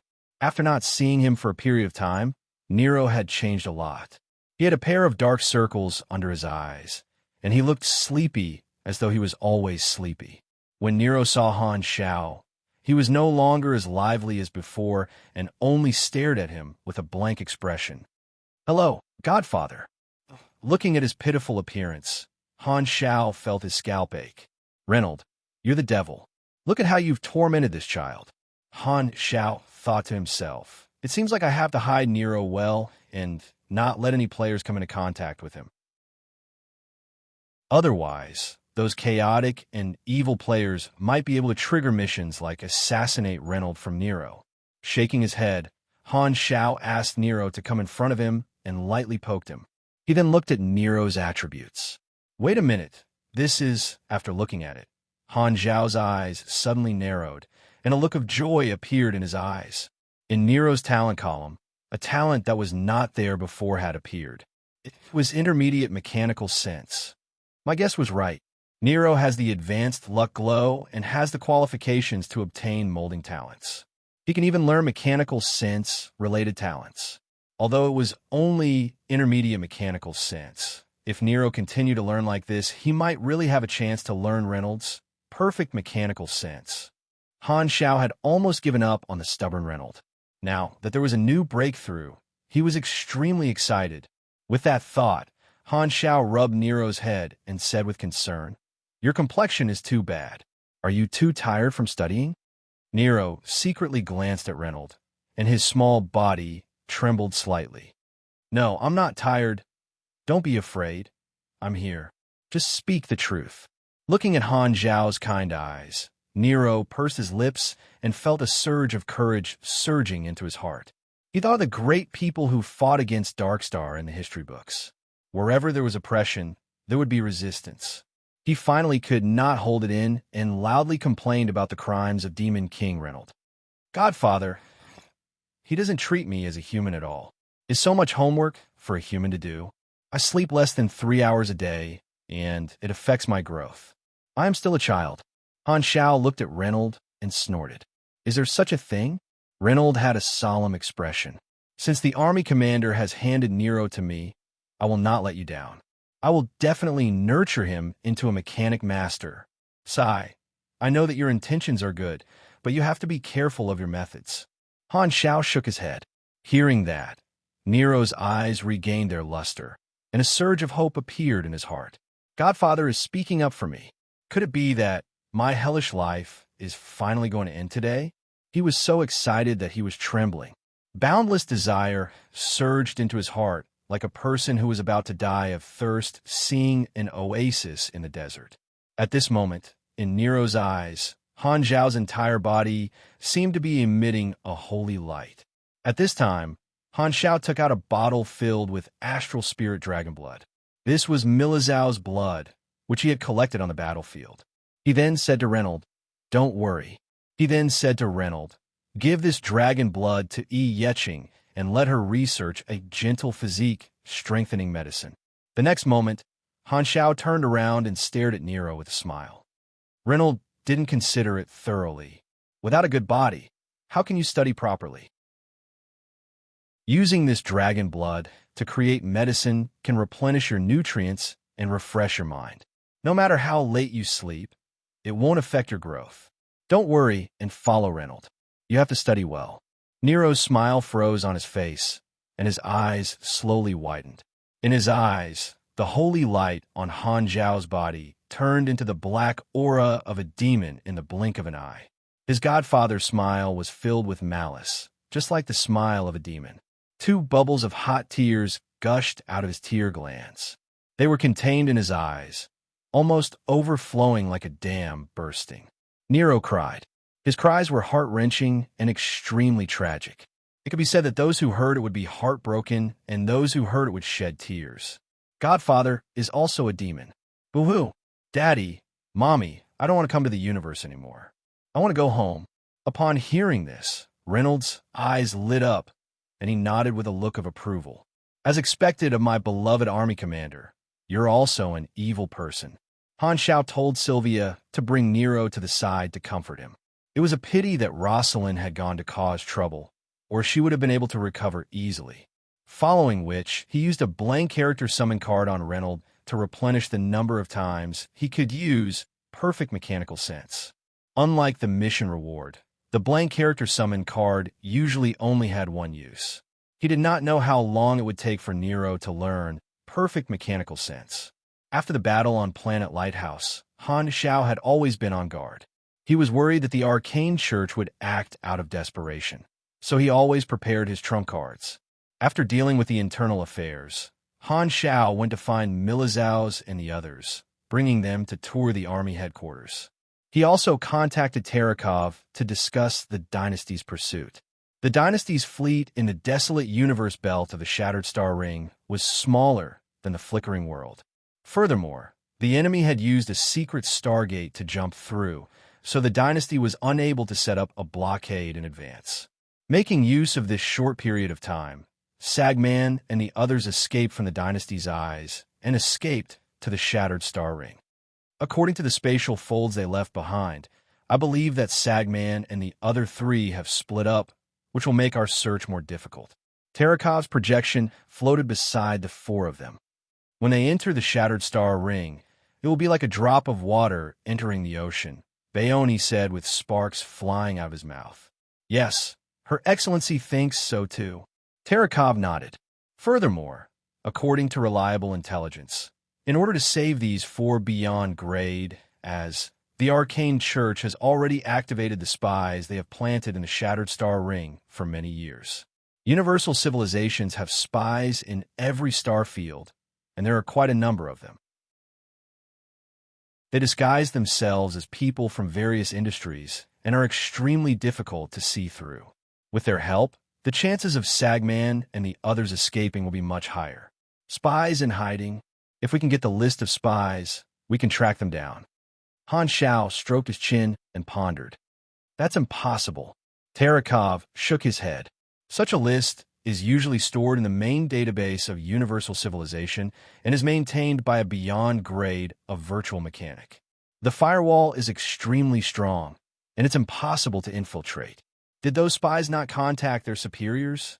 The spies of a universal civilization report directly to the Intelligence Bureau. A simple encrypted command is enough to make them lie low for 10 years. They don't have any superiors. If that's the case, then forget it. Han Xiao shook his head and dispelled this thought. Although the difficulty of capturing them has greatly increased, we can't give up halfway, Terekov said. Furthermore, we have also obtained an unexpected reward. We have implicated the Arcane Church's spy network, so we could try to uproot them and eradicate the Arcane Church's plans in the Shattered Star Ring, destroying their many years of work. If they want to redeploy their spies, it will take at least a few decades. That's good. In terms of probability, instead of chasing after 4 extremely agile beyond grade, as we might as well eliminate the spies of the Arcane Church, Maximiller said. He was a tall and steady mechanic. After capturing 2 beyond grade A captives, including Milizau's, they were already satisfied with such a result. They were worried that the Arcane Church would lose even more beyond grade and turn into a large-scale assassination of each other's beyond grade as. This was not unprecedented. At the end of the exploration era, more than 1,000 years ago, there was a historical event known as the St. Minasun Incident. At that time, the leaders of the 3 universal civilizations were not the same people as they were now. The cause of this incident was that an important beyond grade A of the Radiant Federation, named St. Minasun, was attacked by 2 beyond grade as of the dynasty. Their goal was to snatch the universal treasure in St. Minasun's hands. During the escort process, the Radiant Federation gathered more beyond grade and intercepted them midway to snatch back the universal treasure, killing the 2 dynasty beyond grade as. The 2 dynasty beyond grade as who died had many friends, and this became the fuse that led to the subsequent events. Because of this incident, the Radiant Federation and the Red Empire blamed each other politically and should have ended the matter without a conclusion. However, 9 months later, the dynasties beyond grade as secretly joined forces, went to another star field, and massacred the headquarters of 3 Radiant Federation allied beyond grade A organizations. 2 beyond grade as of the Radiant Federation were killed, and only one of them managed to escape because he was out. During this period, the blood brother of a beyond grade A from the Arcane Church was a guest in the territory of the attack party and died in the aftermath. Therefore, the Arcane Church was also dragged into the water, and a large-scale assassination of beyond grade as named Tragedy of the Pinnacles began. The 3 universal civilizations frequently assassinated each other's beyond grade and the more people died, the more uncontrollable the situation became. This was because in the eyes of the civilizations, beyond grade as were strategic weapons.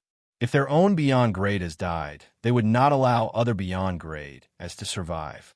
Furthermore, under the influence of blood feuds and the attitude of their allies, the 3 universal civilizations were unable to resolve the conflict between the beyond grade and could only bite the bullet and fight against the beyond grade as. In the Tragedy of the Pinnacles incident, many beyond grade as of the 3 universal civilizations were sacrificed. The turning point of this incident was what the 3 universal civilizations called the St. Minasun Incident, and the death of the Arcane Church's beyond grade A brothers. In fact, there was a mastermind behind it, which was the supercluster civilizations at that time. The 3 universal civilizations claimed that they had solid intelligence and were certain that these supercluster civilizations were fanning the flames behind the incident to make them lose their beyond grade as. Then, under their tacit understanding, the 3 universal civilizations shifted the conflict and slaughtered all the beyond grade A allies of the supercluster civilizations. Only then did this bloody Tragedy of the Pinnacles incident come to an end. At that time, about half of the beyond grade as in the universe had died. Under the tide, some of the beyond grade as who remained neutral were not able to stay out of it and were forced to join the 3 universal civilizations. As for whether or not the mastermind behind it was the supercluster civilizations, only the 3 universal civilizations knew. Anyway, that was what was written in the history books. The beyond grade as had died, but the civilizations still existed. Although compared to the exploration era, The three universal civilizations had been much gentler since the galaxy calendar. Most people did not wish to see history repeat itself.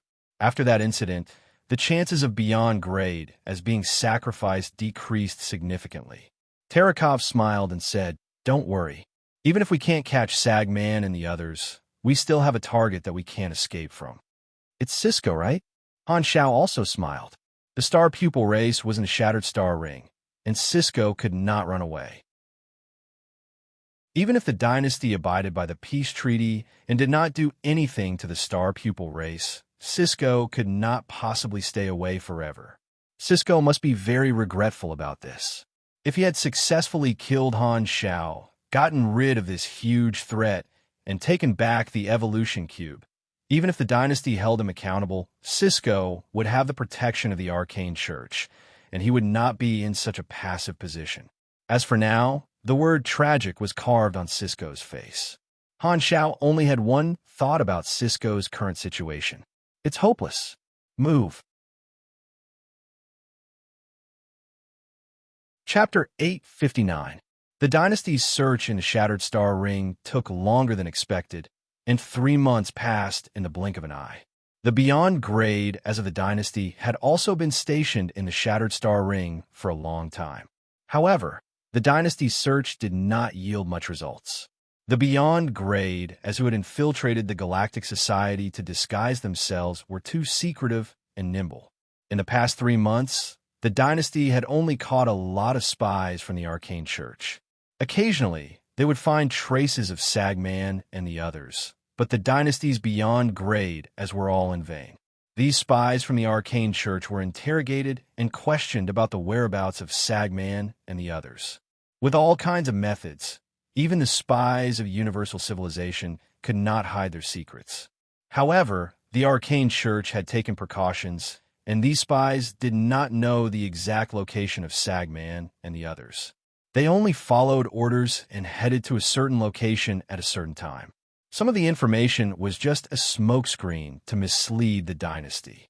When the Arcane Church decided to use the spy network in the Shattered Star Ring, they were already mentally prepared to lose them. Apart from the Shattered Star Ring, the Red Empire and the Arcane Church were not idle in the other star fields either. In the past 3 months, there had been many border conflicts, and the relationship between the two sides was tense. In conclusion, the Red Empire was aggressively demanding answers, and the Arcane Church was not in the right. At least, in the eyes of the outside world, it seemed like a war was about to break out. However, as the upper echelons of the dynasty, Han Xiao and the others received insider information from Tarakov. The Arcane Church had contacted the Red Empire privately not long ago, and the two sides were already discussing a solution behind the scenes. The attitude of the two sides was just for the outside world to see. In reality, they would not actually fight. The Arcane Church had no choice but to admit defeat. 2 of their Beyond Grade, as had been captured by the dynasty, they had to get them back no matter what. Otherwise, who would be willing to risk their lives for them? If they insisted on fighting, they would only make the Radiant Federation laugh their heads off. What the Arcane Church hated the most now was not the Red Empire, but the loser Radiant Federation. The Radiant Federation's actions in the Shattered Star Ring could not be hidden from the eyes of the universal civilizations. Just like the dynasty, they were also searching for Sagman and the others. Although their cooperation was limited to the multi-dimensional sky opening transportation device, the Arcane Church was still very angry. The Shattered Star Ring was the territory of the Radiant Federation and had a deep foundation. Their interference had caused the Arcane Church's spies to be exposed on a large scale. The friction between civilizations was basically for the sake of benefits, and worshipping Beyond Grade, as was also for this purpose. The Arcane Church hoped to resolve this dispute through diplomatic negotiations and ransom Dylan and Mercer. Fleets and various high-tech weapons were the basic military strength of a civilization, and Beyond Grade as were special weapons with a deterrent nature. In the exploration era, the Beyond Grade combatants of the enemy would either be turned into their own or killed directly. However, the galaxy calendar was gentler than the exploration era. After all, compared to the past, The current galactic situation was more or less stable, and no one could shake the ruling position of the three universal civilizations. The battlefield gradually shifted from military to political, cultural, economic, and diplomatic aspects, and the smell of blood was not as strong. Therefore, it was not impossible to ransom beyond grade as long as they were willing to pay a huge price, anything could be negotiated. Because in the long years, the three universal civilizations had all had beyond grade as fallen in each other's hands, and such a situation might happen again in the future. They all tacitly agreed to ransom beyond grade However, this treatment was only limited to the three universal civilizations. The supercluster civilizations did not have the right to ransom beyond grade Han Xiao did not care about this. He had already received the contribution points, and since he had handed the captives over, it was up to the dynasty to decide what to do with them. In the past 3 months, he had been staying in the Black Star Corps headquarters. Even if he was summoned by the dynasty, he only sent Psionic Prime to lead the mechanical army out. He himself stayed in the headquarters and did not go anywhere. Max Similar was the same as him. As a mechanic who could send long-range troops out, the biggest benefit was that he could stay at home. Max Similar was a beyond grade A mechanic from the energy branch, and he stayed in the Black Star Corps headquarters as a guest to exchange technology with Han Xiao. The two of them had a lot of fun talking, and their relationship became much closer over the past 3 months. Han Xiao originally thought that Ames would come and find him, but after Ames finished the Stargate, she returned to Floating Dragon Island on her own and did not mention this matter. Her attitude was like she had only done what she wanted to do, and this small matter was not worth mentioning, so there was no need to thank her.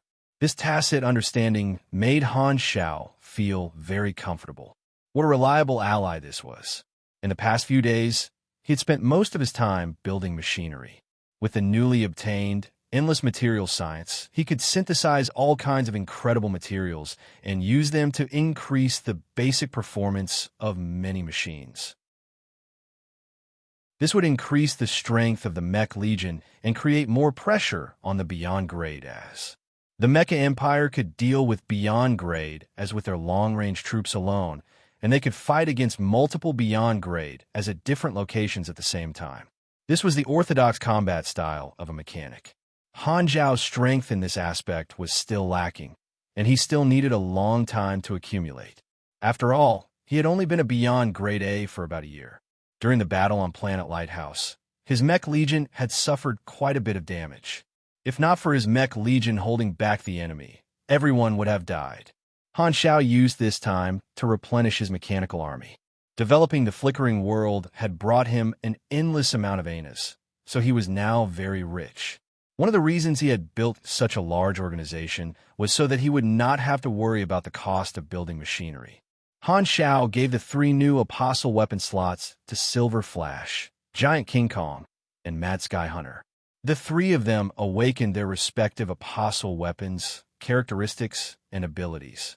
Silver Flash's long-range damage was increased, and his Apostle weapon was a modified version of the Star Destroyer cannon. It was a weapon exclusive to him, and it was called Destruction Spreader. Giant King Kong's specialty was to be a meat shield for the main tank, and his Apostle weapon was a strengthened version of the mechanical armor that covered his entire body. It could be dismantled like armor and could also be transformed into a giant shield that could repair itself. It was called Giant God Battlesuit. Giant King Kong's body shape and this armor made Han Xiao think of a certain comic character called Celestial Group in his previous life. Their appearances were 60 to 70% similar. Mad Sky Hunter was a beast-type mechanical life form, and his body structure was different from others. It was twisted and angular, and there was a rough and barbaric charm in its beauty and complexity.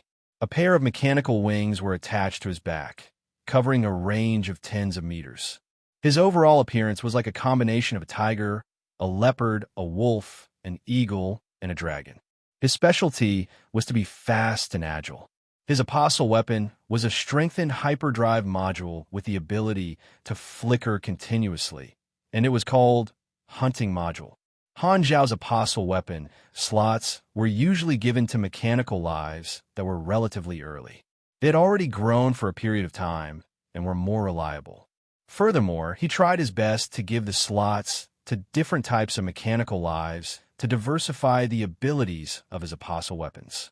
In the past 3 months, Han Zhao had given out faction missions, and many players had returned to the Shattered Star Ring to participate in the search.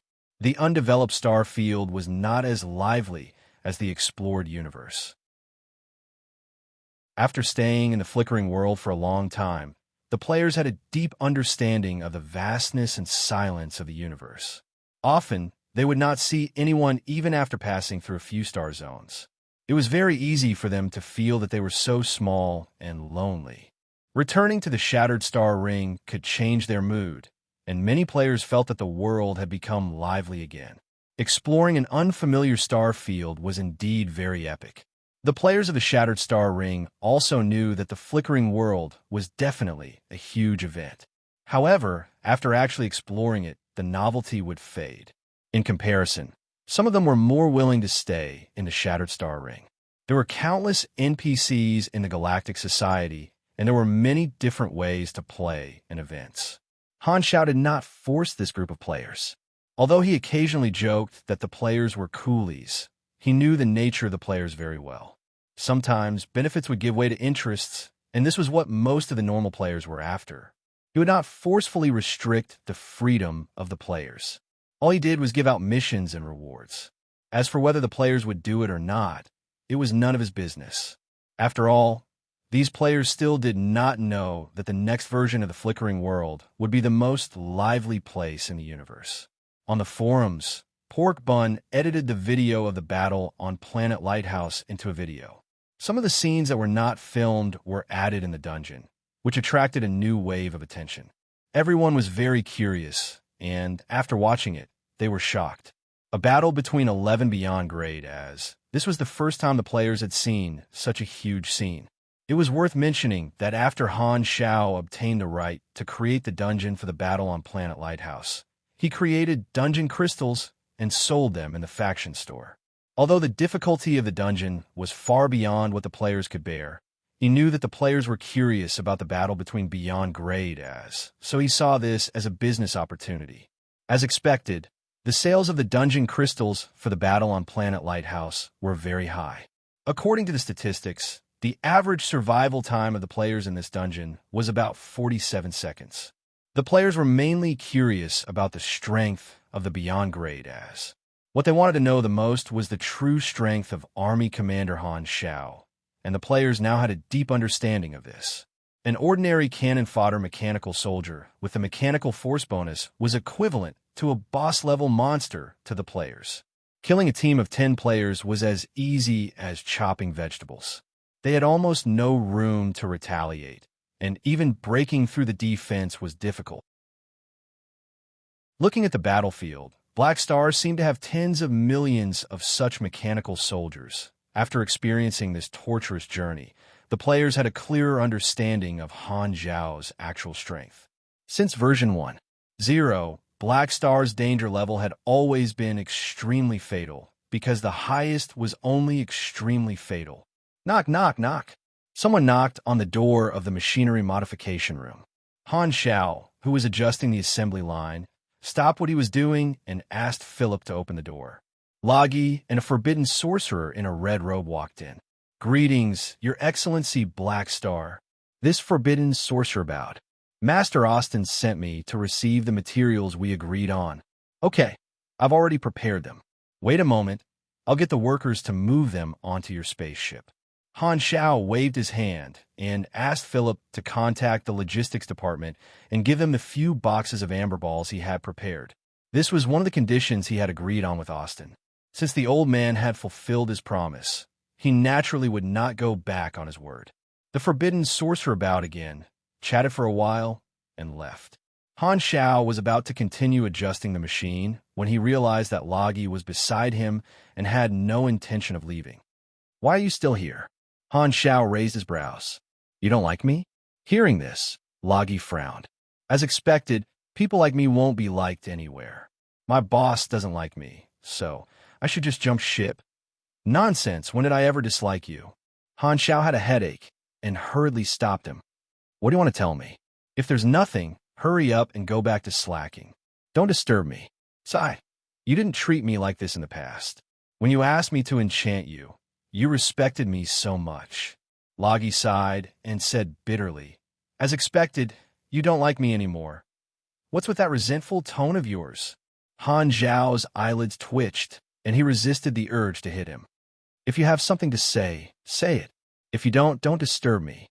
Loggy shook his head and said, I'm actually here to give you a suggestion. As soon as this was said, Han Zhao's eyes widened, and he looked at Loggy as if he had discovered a new continent. What's going on? Isn't my deputy captain a decoration? Since when did he know how to give suggestions? Could it be that the sun is rising from the west? Oh, artificial sun. It can rise from anywhere. What suggestion do you have? Han Xiao could not help but lower his voice. He had a strange feeling of being careful, like a hunter meeting a deer in the forest. He was afraid of scaring the prey away, so he slowed down his breathing. I heard from His Excellency Milizhao's that you've chased after him a few times without success. And then, Han Xiao nodded. Milizhao's was a master of secret techniques, and for some reason, he seemed to admire Loggy a lot.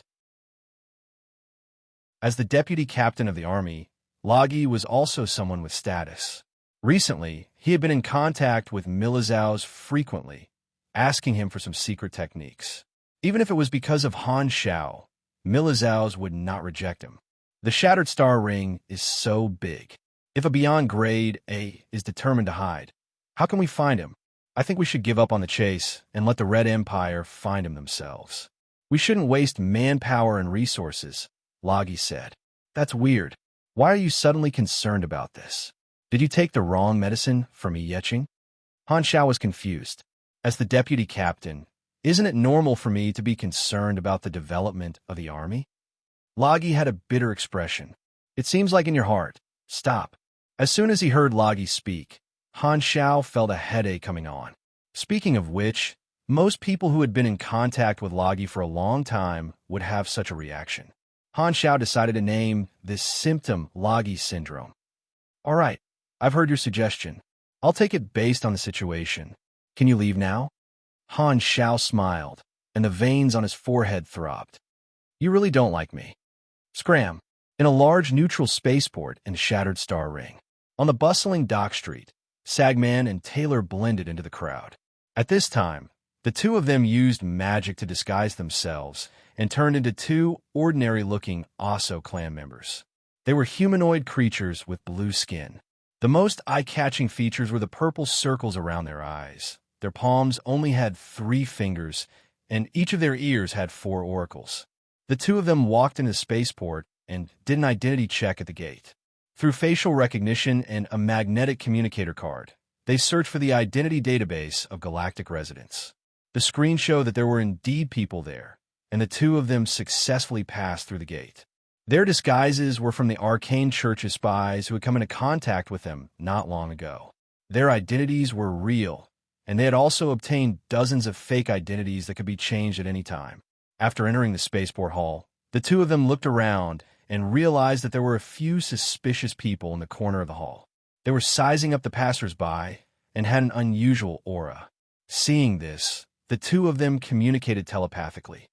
It's the spies searching for us again. There are even spies here. In order to hunt us down, the dynasty has really used a lot of resources. I wonder how things are on Ninja's side. After escaping from the flickering world, the 4 of them split up into 3 groups. Ninja fled alone with the 10,000 deity scepter. Sagman and Taylor teamed up, and Cisco made use of the star pupil god race's influence to move alone. During this time, the Red Empire and Radiant Federation spies were all over the Shattered Star Ring, and Sagman and Taylor were having a hard time. Thankfully, they had the help of the Arcane Church's spies, which allowed them to hide their tracks and not be discovered. The two of them were very depressed. As a beyond grade A, they would be respected wherever they went.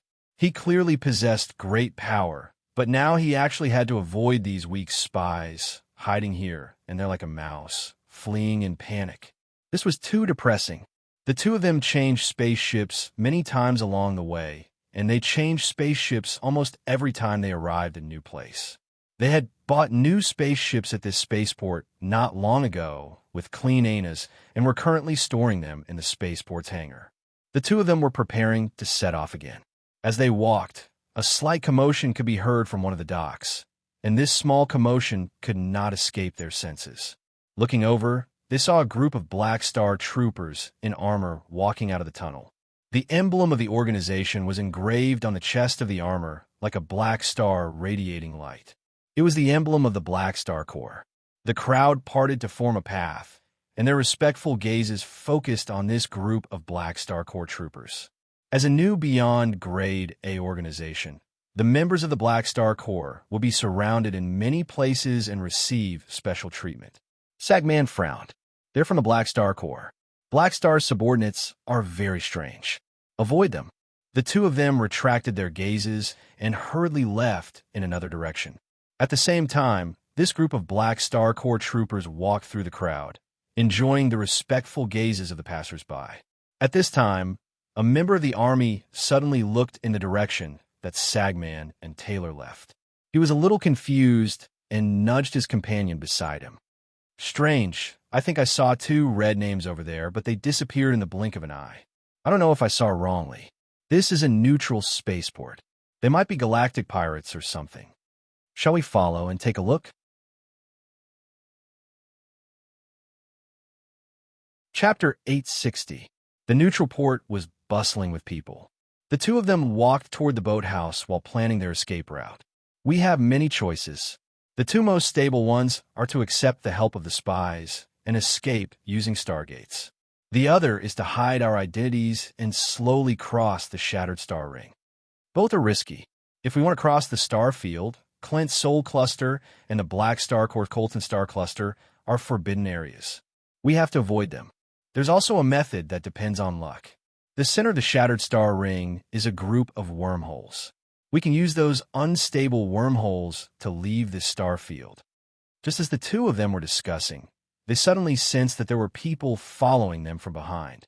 Their footsteps paused, and they turned around to take a look, only to realize that the few Black Star Army members they had met earlier were following behind them, looking at them from time to time. Taylor was shocked. Why are the Black Star Corps members watching us? Don't make a fuss. Let's see what they want to do. Maybe it's a misunderstanding. Sagman frowned, pretended not to notice, and walked toward the hangar. After a few turns, the crowd around them gradually thinned out.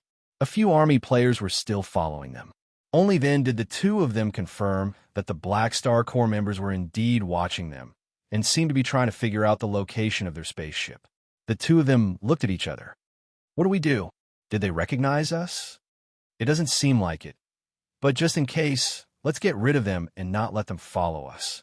We'll change our disguises immediately. This is the neutral port. Don't make too much of a commotion. Don't let others know that we're the ones who did it.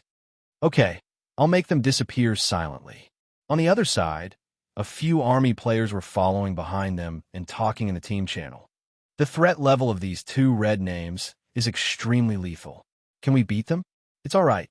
The army will give us extra rewards for capturing galactic pirates.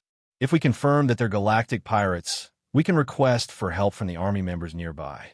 These players had already used detection on Sagman and Selena, but they did not show their real names. What they showed was the name of a disguised identity, but it was a red name that represented the enemy faction. Their information was filled with question marks, and only the danger level column showed extremely lethal. Red names were not uncommon in the galaxy. Most of them were galactic pirates and scavengers. Therefore, when these players saw Sagman's red name, they thought that they were galactic pirates. It was not that they could not communicate with red names, but because they were enemies, it was very easy for them to be attacked. The Black Star Corps and the Red Empire were on the same side. Recently, the Arcane Church and the Arcane Church were in open conflict. Therefore, all the members of the Arcane Church had red names for the Black Star Corps players. A few players wanted to continue tracking, but in the next moment, their soul vision suddenly changed. They saw their bodies turn into white light and disappear, entering the state of waiting to be resurrected. Eh, how did I die? Me too. What the hell? Why didn't I see any attack? A few players were stunned. They hurriedly opened the interface to check the battle notification. Although they did not see how the enemy attacked, the interface showed a damage notification. The attacker's name was one of the two red names. It seemed to have used a silent mental attack, instantly killing a few players. If that was all, it would be fine. However, what shocked the few of them was the damage they received. 84,000 points of damage? The few of them almost thought that they had seen an extra zero. More than 80,000 points of damage. That was many times their maximum health. This attack was enough to kill them several times over. What kind of power was this? What level were these two red names at? Calamity grade? Curiosity surged in the players' hearts. We seem to have met someone incredible. Big fish. Coming into contact with them will definitely trigger a hidden storyline. Just as they were discussing, one of the players suddenly had a change in expression. They easily dealt more than 80,000 points of damage to us. Do you still remember the Planet Lighthouse dungeon we fought in yesterday? Wait, I seem to have understood something. The few of them suddenly realized that their team had not participated in the exploration of the flickering world, but had stayed in Shattered Star Ring to work for the Mercenary League. Therefore, when the Planet Lighthouse dungeon appeared, they had immediately experienced it. When they were suffering in the dungeon, they had once died to an unknown beyond grade A's AoE. And this level of damage seemed to be the standard of those beyond grade, as in the dungeon. In other words, those two extremely lethal red names might not be Calamity grade supers, but beyond grade as. They then thought of the mission to hunt down the Arcane Church's beyond grade A supers recently. The few players suddenly realized that they seemed to have met their mission target. After using a secret spell to get rid of the Black Star Corps members who were following them, Sagman and Taylor hurriedly found the boathouse, left the orbit, and flew out of one of the gates of the spaceport, entered the universe, and slowly left the neutral spaceport space station. The two of them bought a small spaceship model that could be seen everywhere and was very inconspicuous. Seeing that there were no Black Star Corps battleships chasing after them, the two of them secretly heaved a sigh of relief. Taylor was relieved. They had killed a few Black Star warriors without anyone noticing. The difference in strength was too great, and no one could see through his methods. It seemed like their identities would not be exposed. For safety's sake, the two of them decided to change their identities and buy a new spaceship at the next station. However, they still could not understand why these Black Star Corps members would target them. They had only met each other for a short while, and they had not given themselves away in any way. Indeed, Black Star subordinates were very strange. Black Star Corps headquarters, machinery workshop, on a round operation base. More than a dozen mechanical arms and a few welding torches were assembling a humanoid robot body under the guidance of mechanical force. As the various mechanical parts were connected together, the product gradually took shape. The robot body that was hot out of the furnace was bright red, and the cooling guns around it spat out a mist of cooling liquid, making a sizzling sound. This step was completed very quickly, followed by a quick paint job. In the cold white mist, a silver, black, and yellow robot was created and stood there quietly. Han Xiao waved his hand, and the various tools automatically returned to the operation base. He then said, "Philip, start the adjustment and self-check." "Understood, hum." RX-001 generation mechanical body, codenamed Mammoth, starting the first adjustment. Nanoparticles flowed on the surface of the robot like scales opening and closing. The results of the self-check were very quickly analyzed, and the various parameters were displayed in front of Han Xiao. Han Xiao browsed through the parameters of this product and nodded with satisfaction. What he was building this time was not mechanical soldiers, but a carrier to carry the key skill, Lord's Descent. Han Xiao had already tested the effects of Lord's Descent. In the actual test, he realized that different models of mechanical soldiers as carriers would share different abilities, and it depended on the performance, components, and materials of the mechanical soldiers. He realized that the mechanical soldiers used for combat were not the best carriers, and the effects of Lord's Descent on mechanical life forms were not ideal. Mechanical life forms had their own consciousness, and two consciousnesses shared a body, causing the power they projected to be weakened. If they forcefully projected too much power, it would even damage the consciousness of the mechanical life form. In terms of carriers, it was not as good as mechanical soldiers. Therefore, after all kinds of calculations, Han Xiao felt that customizing a mechanical body to be used as a carrier for Lord's Descent would be the best way to maximize the effects of this skill. It just so happened that if he used Lord's Descent on the same target multiple times, there would be a chance to form a soul connection, which would probably strengthen the effect of Lord's Descent. He was not prepared to treat the mechanical body as a consumable, but as a long-term carrier. This mechanical body used many precious synthetic materials, including a new material that he had synthesized using endless material science. He named it first-generation black star alloy. It had powerful energy, physics, high, low, and high-pressure resistance, and nanorepair functions. It could also absorb and transform many kinds of energy. The material was extremely tough, and its atomic structure was compact. It could withstand extremely high loads and was very durable. This was an important condition to maximize the effects of Lord's Descent. Han Xiao knocked on the outer armor of the mammoth mechanical body, but there was no clear knocking sound. It was as if the vibration had been absorbed by the alloy. Not bad. A material with the ability to absorb energy in nanorepair. When Lord's Descent descends, there will be a chance to share my energy conversion and cell regeneration molding talents, Han Xiao thought. Just as he was about to test the actual effect, Philip's voice suddenly sounded in his mind.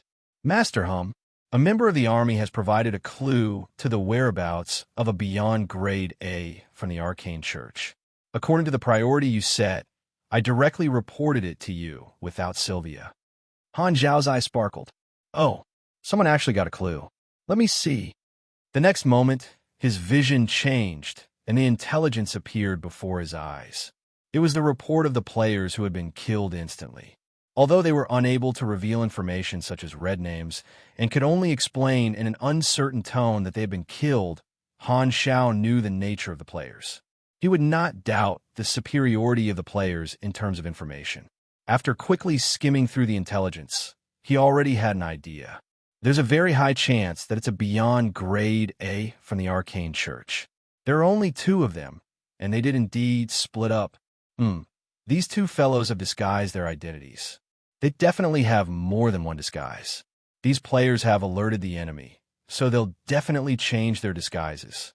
However, this intelligence is also a breakthrough. Han Xiaoxin was excited. The biggest problem of the dynasty's search was that they could not lock onto the whereabouts of the four targets. They could only search everywhere.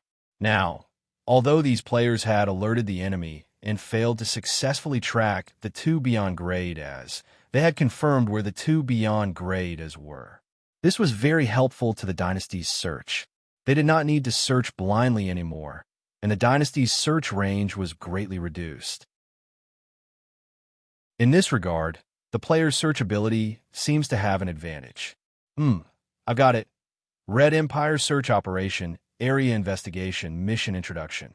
The Black Star Corps has received a clue that a suspected beyond grade A from the Arcane Church has appeared in the Fleur Star Cluster, Triplewood System, Star Zone 9, Furnace Neutral Port.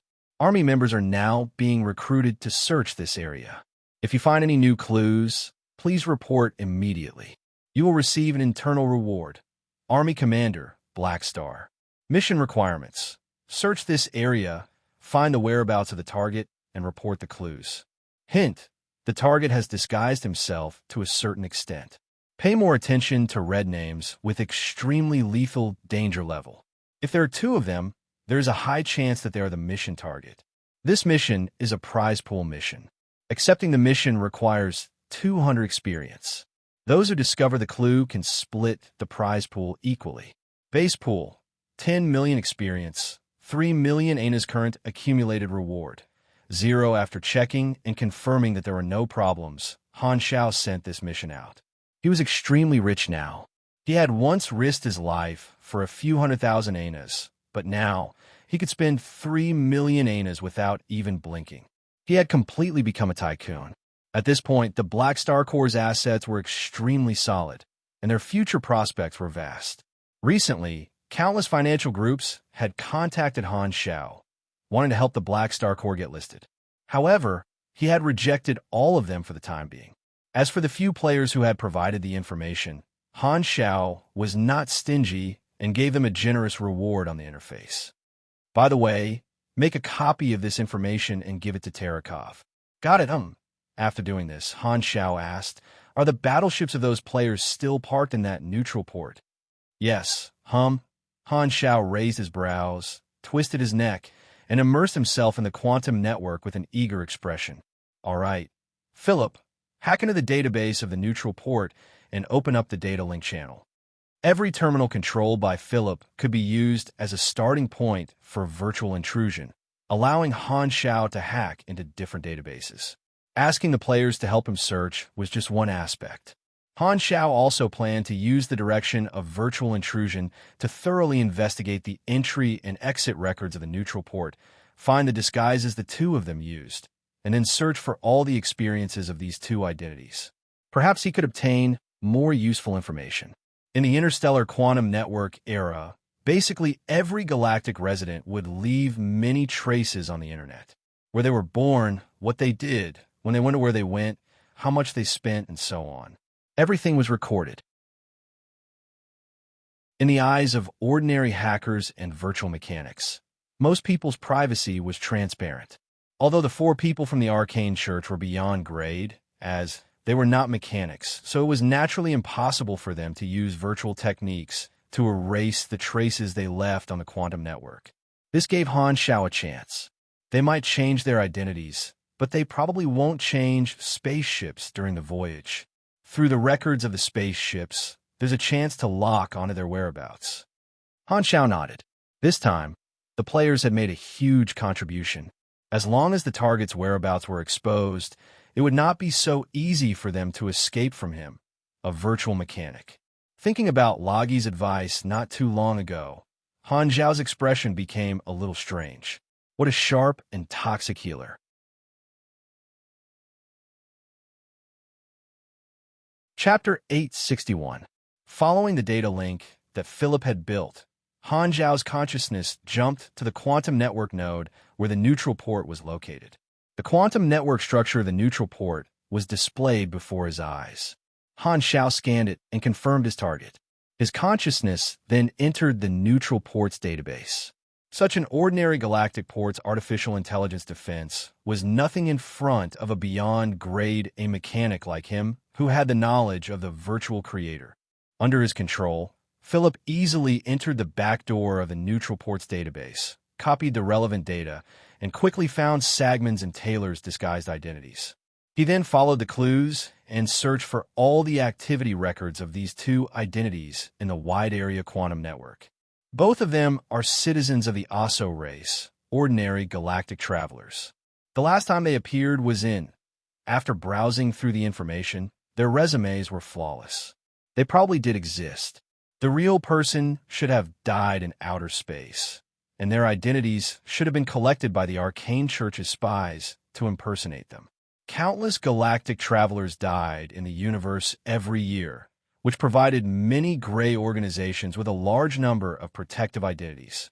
Han Xiao remembered that there were intelligence organizations selling such identities on the black market on a large scale. It was said that by 10 get 1 free included shipping. If not for the players noticing them, no one would have noticed 2 ordinary people with clean resumes in the sea of people. Han Xiao shook his head and laughed. He then checked the serial number of the spaceship that the 2 of them used to enter the neutral port. He found that this spaceship was parked in one of the boathouses and should have been abandoned. This meant that the 2 of them had changed to a new spaceship in this neutral port. Han Xiao then checked the serial number of their new spaceship.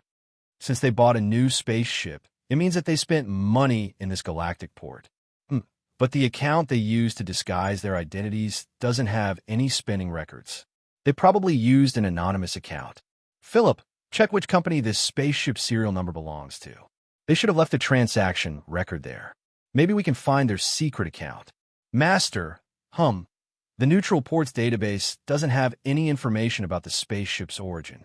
This kind of information is usually stored separately in the shipyard's database. Mark all the network nodes of the shipyards, boathouses, and black markets in this neutral port. Marked. There are a total of 1,374 nodes. Blackmail them all. Han Xiao waved his hand. As soon as he finished speaking, Philip immediately mobilized a huge amount of computing power. More than 1,000 quantum network nodes were invaded one after another. The color of the nodes changed from peaceful and stable white to green, indicating that they had obtained control authority. Like a virus infection, Han Xiao's control over this neutral port rapidly expanded. It didn't take long for Han Xiao to take over the control of these 1,000 databases. He pried open all the back doors, but none of the parties knew anything about it. With his current virtual technology, as long as he built a connection channel, he could easily cover the network nodes of an entire planet with his control authority and remotely take over a planet. Philip's processing system had been strengthened countless times by Han Xiao, and its computing power was extremely strong. It didn't take long for it to complete the data search and find out the origin of the spaceship, as well as Sagman's purchase record of the spaceship, locking onto the anonymous secret account. This way, there would be one more trace. If this secret account was used elsewhere, even if Sagman and the others changed their disguises, they would still be exposed. Han Xiao was still not satisfied. He planned to trace the early transfer records of this anonymous account. 80% of the money that was sent to this account was related to the Arcane Church. From this, he might be able to find some spies and other secret accounts. If he continued to follow this method, he would be able to find more and more clues. From this small opening, he might be able to lock onto the identity of some of the spies from the Arcane Church. As soon as Red Empire Manhunt, Area Investigation, was released, it received the attention of many army players. Millions of players accepted this prize pool mission and gathered from all directions, moving toward this area. Originally, although the players accepted the Manhunt mission, they did not have any clues and could only search blindly like headless flies. Thus, some of them lost interest in the manhunt and went to do other missions. However, it was different now. With an area marked for the mission, the probability of completion was greatly increased. Countless players were attracted by the prize pool of this mission. The base reward of 10 million experience was not a small amount, but what made the players excited was the 3 million anus. Normally, when they did missions to earn money, it was already difficult for them to earn 100,000 anus. Now that a huge sum of money was placed in front of them, they did not want to fight anymore. Some players even fantasized that if they were the only ones who met the target, they would not have to split the rewards equally and would be able to take all the rewards alone. The entry fee for the mission was only 200 experience points. With such a low cost, the players did not have any concerns.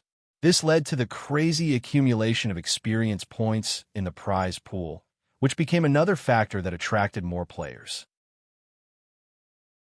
With millions of players participating, that would be 200 million to 300 million experience points, which was extremely rich for the current players. In no time, a large number of players flooded into this area. The probability of galactic residents meeting members of the Black Star Corps increased significantly. In the interrogation room of a certain Dynasty battleship, a group of captured spies of the Arcane Church were tied tightly to chairs. The Dynasty soldiers were guarding the door with guns. These spies were captured according to the latest intelligence provided by Black Star. Black Star had dug out some information about the spies from Sagman and Selena's secret accounts, which allowed the Dynasty to lock onto some new targets. The door to the interrogation room opened, and a man with a smile on his face walked in. He was wearing a red officer's trench coat and black gloves. He stood in front of the group of spies and chuckled softly. "Let me introduce myself. I am a psychic, currently a senior officer of the Dynasty's intelligence agency. My name is I won't tell you. Anyway, let's hurry up. I will dig out some information from your brains, so please cooperate. Otherwise, I will not be responsible if your brain burns out." As he spoke, This officer of the dynasty's intelligence agency walked in front of the captive and pressed his palm on the captive's head. Clang, clang, clang. This captive started to struggle violently, and his entire body started to twitch crazily. Several seconds later, slithering blood snakes crawled out of the orifices on his face. The captive opened his mouth wide. Tears, snot, saliva, and blood dripped to the ground. He looked hideous and miserable, and his body was still cramping under the effect of his nerves. Thank you for your cooperation. The smile on the officer's face became even brighter as he walked to the next person. The next spy watched as this person approached. His eyes were filled with fear, and his face was saying, "Don't come over." Ah! The scream sounded again. Looking at this scene, the Imperial soldier guarding the door unconsciously tightened his grip on his gun as a chill ran down his spine. Very soon, this officer of the dynasty's intelligence agency finished his work. He took off his gloves, put them in his chest pocket, and left. Before he walked out of the interrogation room, he patted the shoulder of one of the soldiers guarding the door, turned his head, and gestured at the row of spies behind him. Don't clean up the scene. These people are still useful. We need their genetic codes to verify their identities as spies. I understand. The soldier guarding the door swallowed his saliva. This intelligence officer walked out of the room, took out his communicator, and reported to Terakov. A few of them have come into contact with Beyond Grade S. We have confirmed that the targets are Sagman and Taylor. We have also found out the codes used to verify their identities as spies and the missions given to them by the Arcane Church. Terakov nodded. Are there any spies who are suspected to be the real contacts? Yes. The spies of the Arcane Church were under the direct command of the intelligence agency, and the missions they received were to head to different locations. A large portion of them were fake locations that were misleading, and only a small portion of them were the ones who were actually in contact with Sagman and Taylor. Now, because Han Shao had locked onto the area where the two of them were, the dynasty was able to eliminate many misleading locations. As for the spies whose mission locations were around the area where the two of them were, they were suspected to be the real contacts. This greatly reduced the range of the dynasty's screening.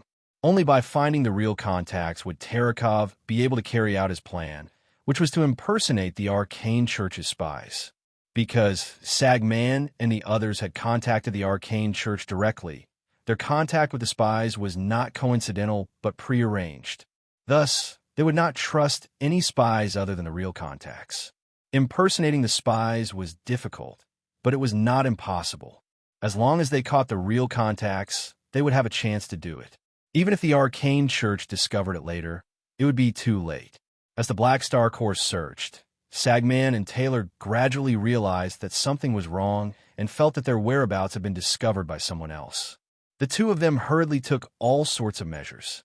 However, it was as though an invisible net had opened up and covered them, gradually tightening. It was as though their every move was being monitored. This feeling made the two of them shiver.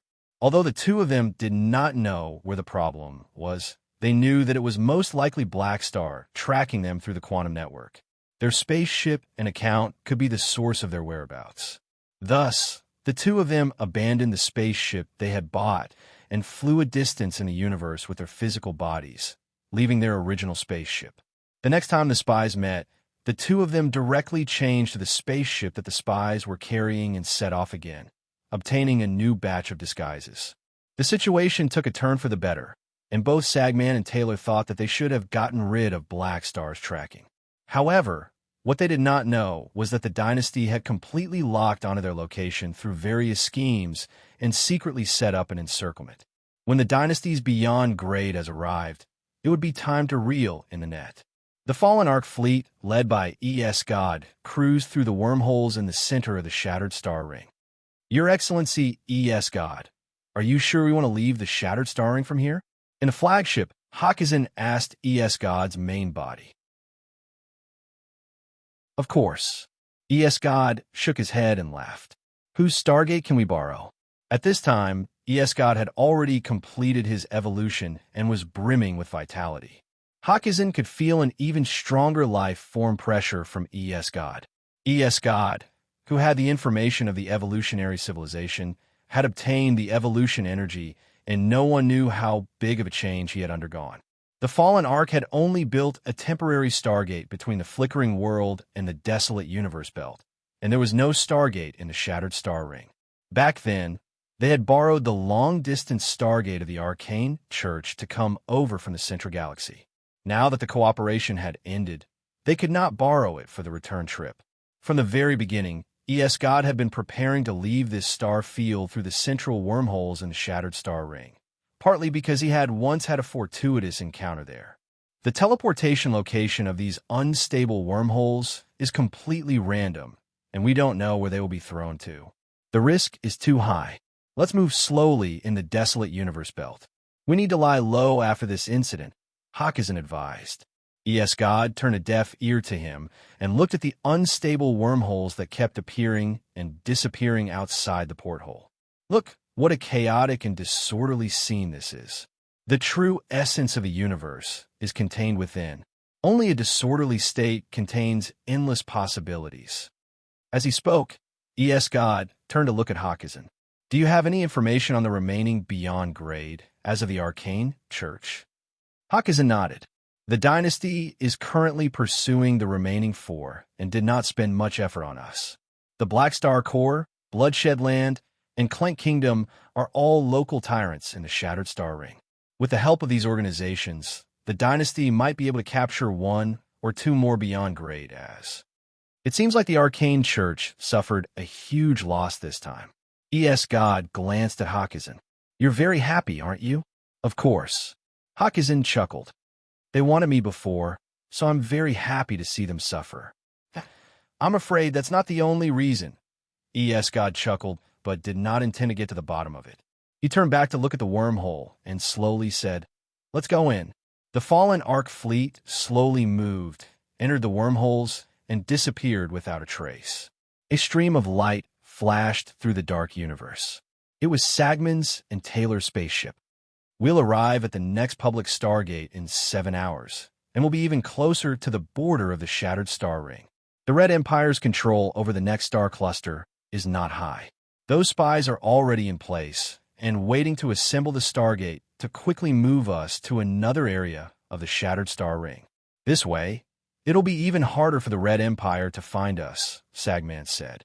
Taylor nodded, and his expression relaxed a little. They had been hiding for more than 3 months.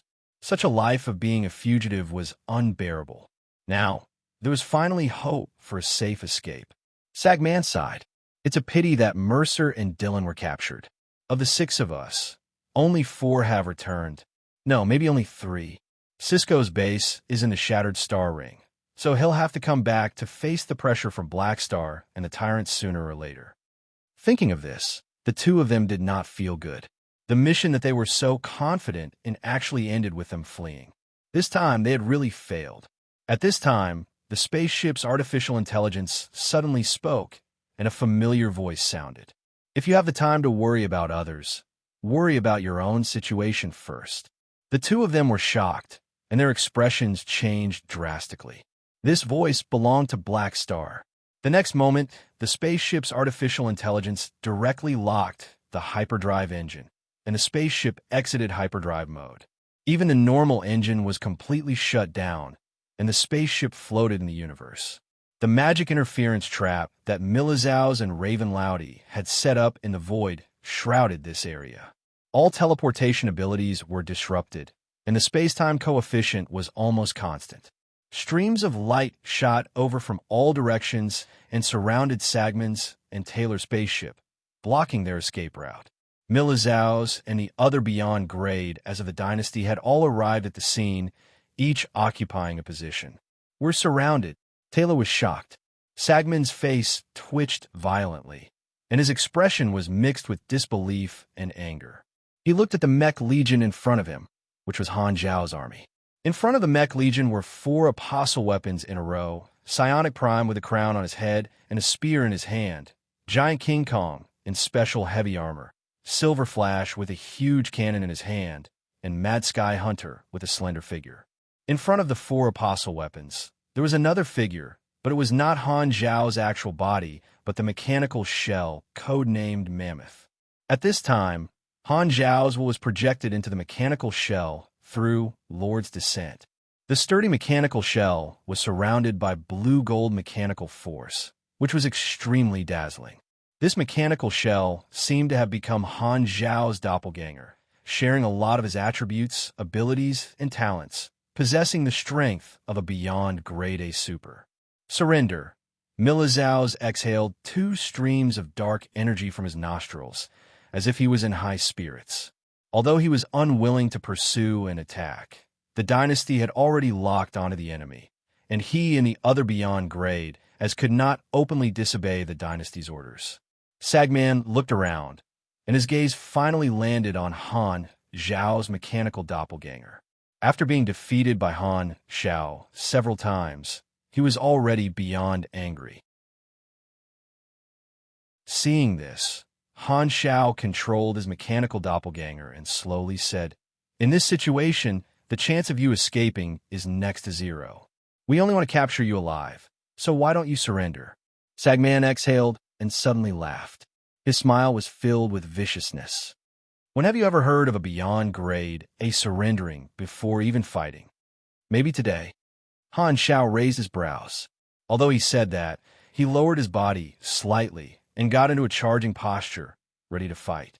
Seeing this, the other beyond grade as also became restless, ready to attack with Han Zhao at any time. Sagman looked ahead and said to Taylor, "I'll try to stall all of them later, and you find a chance to escape. They only want to capture us alive, so it's better for us to escape. Don't be silly. They clearly came prepared. I can't escape." Taylor smiled bitterly and took out his staff. "I'll stay and fight with you. Even if I can't change the outcome, I can't be captured without dignity." Sagman nodded and said with a deep voice, "I wonder how long it will take for us to regain our freedom after this battle." The two of them exchanged glances. Boom! The next moment, the spaceship exploded, and the two of them charged toward the countless Dynasty troops. Galaxy Chronicles Official Revised Edition.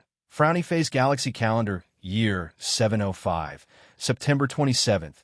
The Arcane Church and the Fallen Ark joined hands and launched a surprise attack on Planet Lighthouse in the Flickering World. Their goal was to obtain the Evolution Cube and kill the Red Empire's beyond Grade A allies, Black Star, Milizhao's, and Baoni. Magus Austin participated in this battle. The Arcane Church used the 10,000 deity scepter to heavily injure Milizhao's, but was sealed by Black Star using a special method. Black Star captured the Arcane Church's beyond grade A Dylan alive and destroyed the Arcane Church's surprise attack plan. The Arcane Church fleet was forced to retreat, and the Dynasty began to pursue them. October 3rd of the same year, when the Arcane Church fleet escaped from the Flickering World, Fleet Commander Rogo and beyond grade A Mercer were captured. January 21st, year 706, with the assistance of the Radiant Federation, Black Star Corps, Bloodshed Land, Clint Kingdom, and Amethyst Civilization, the Red Empire successfully intercepted beyond grade as Sagman and Taylor in the Shattered Star Ring. The two of them fought a bloody battle and were eventually captured by the Red Empire. At this point, the Dynasty's pursuit came to an end. The Arcane Church fleet was completely annihilated. Of the 6 beyond grade as who participated in the surprise attack, 4 captured by the Red Empire, and only 2 escaped. This is known as the Battle of Planet Lighthouse and the enemy of Ethereal Incident. Happy April Fool's Day. A new month has begun. Looking for a guaranteed monthly ticket? Remember the mobile version of the website. M865 captured, page 1/1. Bookmark for easier reading.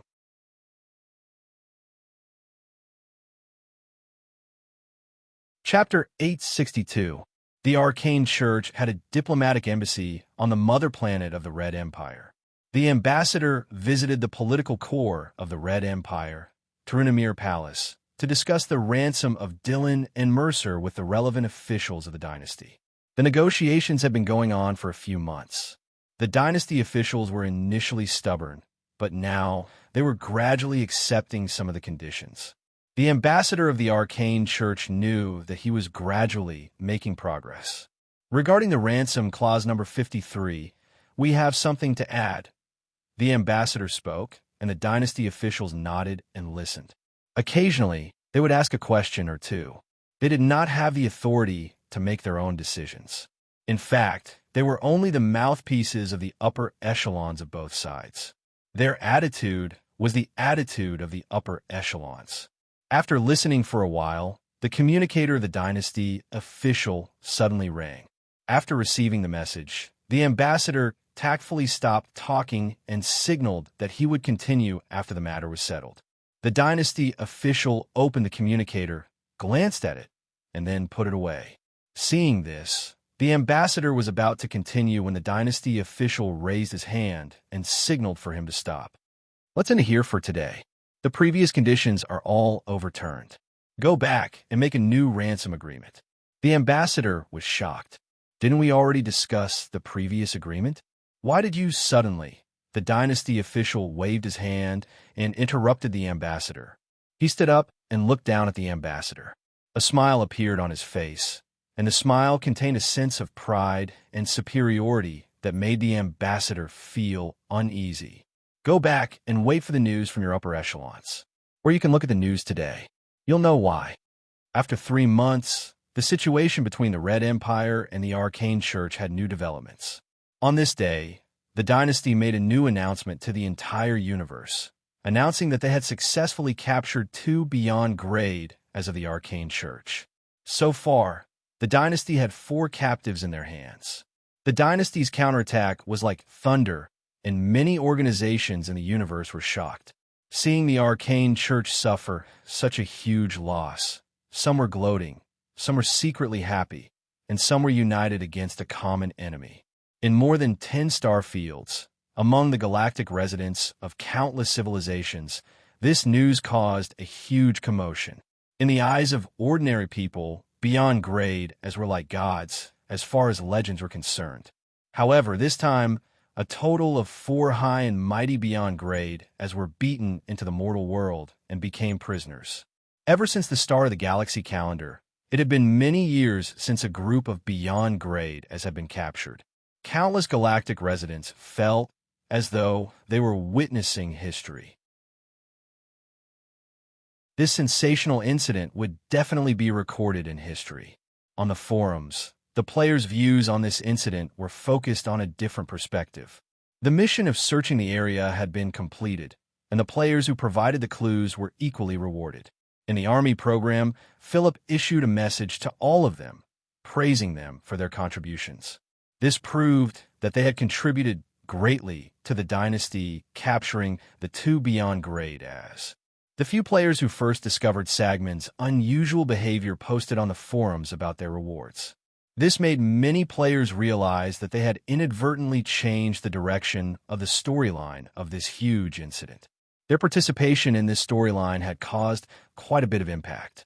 From version 1.0 to the current version 3.0, the players gradually realized that they had more and more influence on the storyline and were more involved in the galaxy. Usually, the players would only feel the influence of their actions when they were carrying out side missions on weak planets.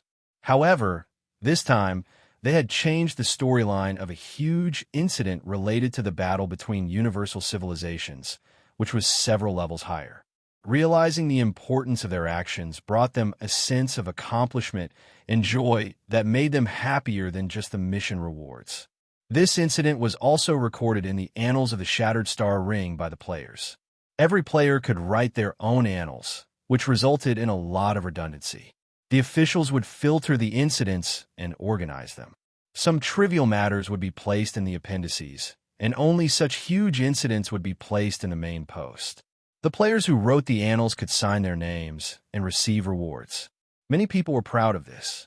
In another star cluster in the Shattered Star Ring, a long fleet was lined up in front of a public stargate. Among them was an ordinary spaceship. Inside the spaceship, the virtual screen was showing a piece of news. The dynasty's news channel announced the results of the pursuit. 2 beyond grade, as from the Arcane Church, were captured alive. Beep. The virtual screen was turned off. Ninja put down the remote control and held his forehead with one hand. His expression was complicated. Sagman and the others have been captured by the dynasty. Of the 4 people who had escaped from the flickering world, 2 had already been captured. Psyker's situation was also very bad, and it seemed like he was the only one who could escape from the shattered star ring unscathed. Ninja could not help but feel pity for him. He still remembered that when they first set out, the 6 of them were filled with confidence and felt that they had a 90% chance of success.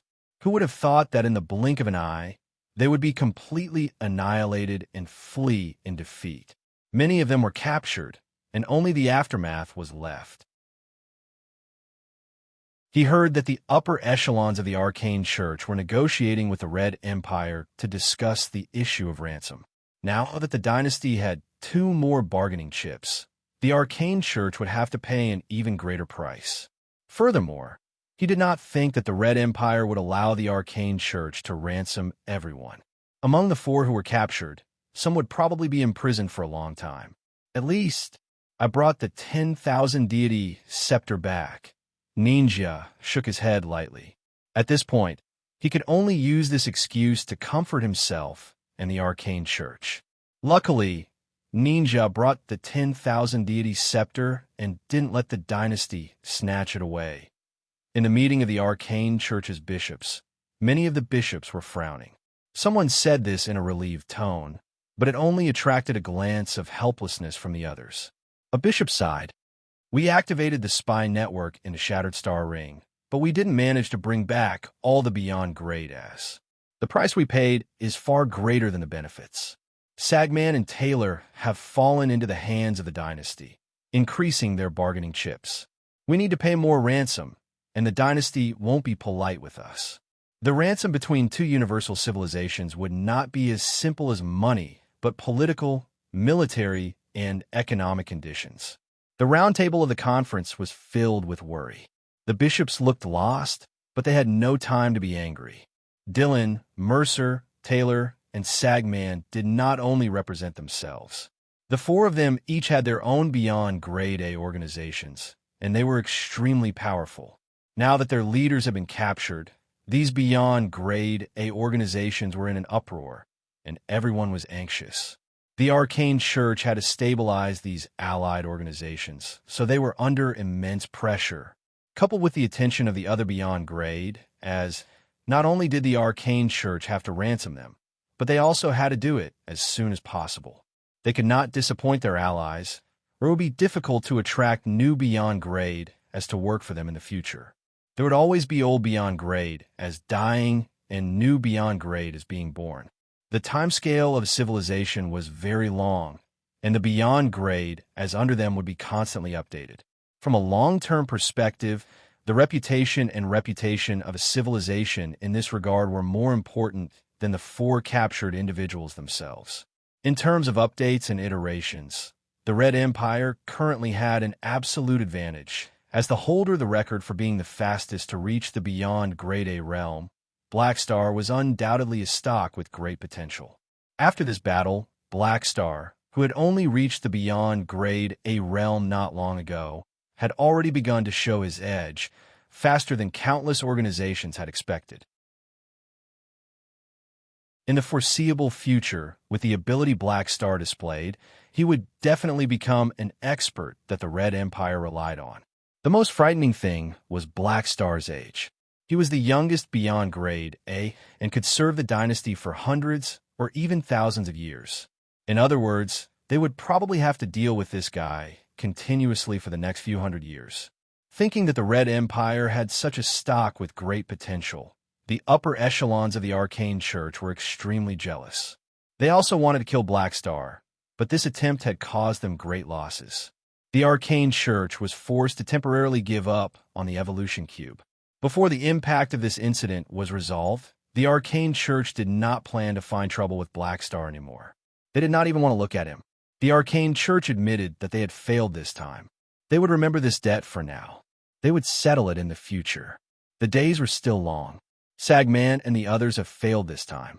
In a dark room, the Beyond Grade, as of the Arcane Church, gathered here through remote projections. There were 6 seats above the round table. Because of this incident, all the beyond grade as of the arcane church gathered together to discuss this incident. Back then, when the arcane church was planning this operation, they came to find me. They only saw the difference in strength and felt that it was impossible to fail. However, I felt that there was a risk, so I rejected the call. That brute Mercer replaced my position. Now, it seems like it's a good thing I did not agree back then. Someone could not help but speak in hindsight. It's a pity that I'm being watched by many organizations and can't be secretly mobilized. Otherwise, with me participating in this operation, the result would have been different, someone else said calmly. The Arcane Church also had existences similar to the three national pillars of the Red Empire. However, the strongest beyond grade as did not participate in this operation. Because of their strength, they were more closely monitored and any movement would attract attention. The Arcane Church felt that with the 10,000 deity scepter and the advantage in numbers, they were more than enough to crush the dynasty. Thus, they found Sagman and the other 6 beyond grade as. The strongest Sagman and Ninja were still a distance away from the strongest beyond grade as. However, no matter what, Sagman and the others did not manage to snatch the evolution cube despite having the advantage in numbers. The ability Black Star displayed this time was an unexpected factor. It seems like we have another strong opponent. In a few decades, the dynasty's 3 pillars will probably become the dynasty's 4 pillars. Seeing their allies on the same side suffer at the hands of Black Star, the beyond grade as present could not help but have a deeper impression of Han Shao. How is it? What do you guys think? Should we wait for the Arcane Church to ransom them? Or should we intercept the dynasty's fleet and rescue them midway? Let's just wait and see. If the Arcane Church can solve the problem, we should not complicate the situation. Furthermore, according to the information from the Arcane Church, Black Star can seal beyond grade as. Although we don't know what kind of universal treasure it is, it's obviously not that easy to break. Everyone nodded. They were all wary of the second mysterious universal treasure in Han Zhao's hands. Normally, when the dynasty escorted 4 beyond grade A captives back, the important condition for them to rescue them midway was to cooperate with the outside. However, the Arcane Church said that Black Star could seal beyond grade as. With the intelligence of a universal civilization, this was definitely not baseless.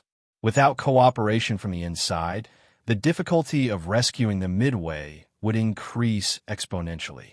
Although it seemed like a small change, it would affect the entire situation. The beyond grade, as present, all had a relationship with Sagman and the others. But this relationship was not enough for them to take the risk. The deep blue space energy swirl raised ripples that looked like tides. An overwhelming fleet of the Imperium, spurting out orange propulsion flames, slowly sailed out of the space gate, leaving trails of fading exhaust flames. Among them was an enormous dragon that was as large as a warship. The light of the Stargate sprinkled on the hull of every battleship, leaving mottled shadows on the mechanical structure of the battleship, illuminating the cracks and dents in the armor. The damaged outer armor was filled with battle scars. A few Black Star Corps spaceships hovered not far from the Stargate and slowly approached the heavy-armed main ship of this fleet. The damage of the main ship was especially terrifying. A large area of the armor plate was torn apart, and there were dozens of holes filled with nano-repair materials. All of these showed how intense the battle was. The spaceships docked with the main ship, and the mechanical structures around the hatch locked together, completing the connection. Chi!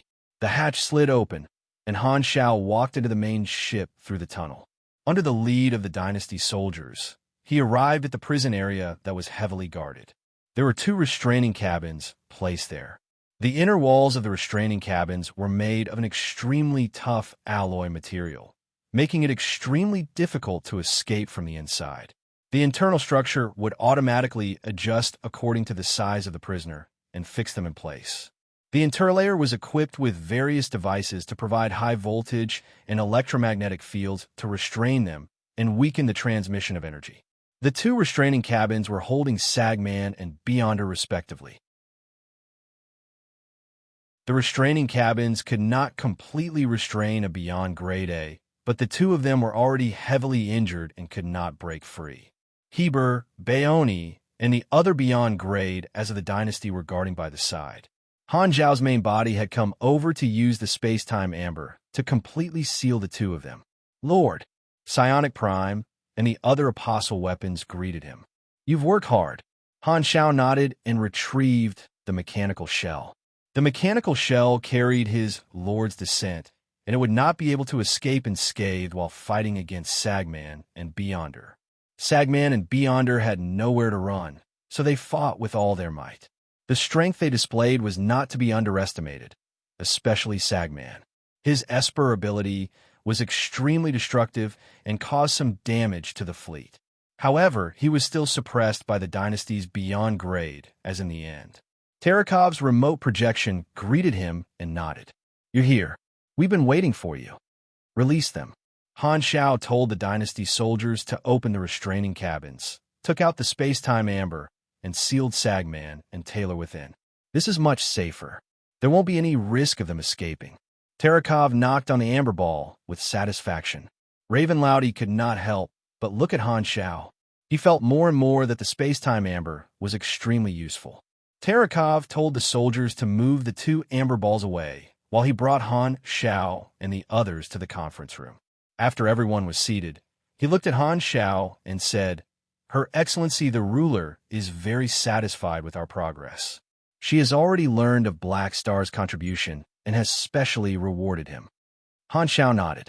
He had contributed quite a bit during the pursuit and provided a lot of intelligence.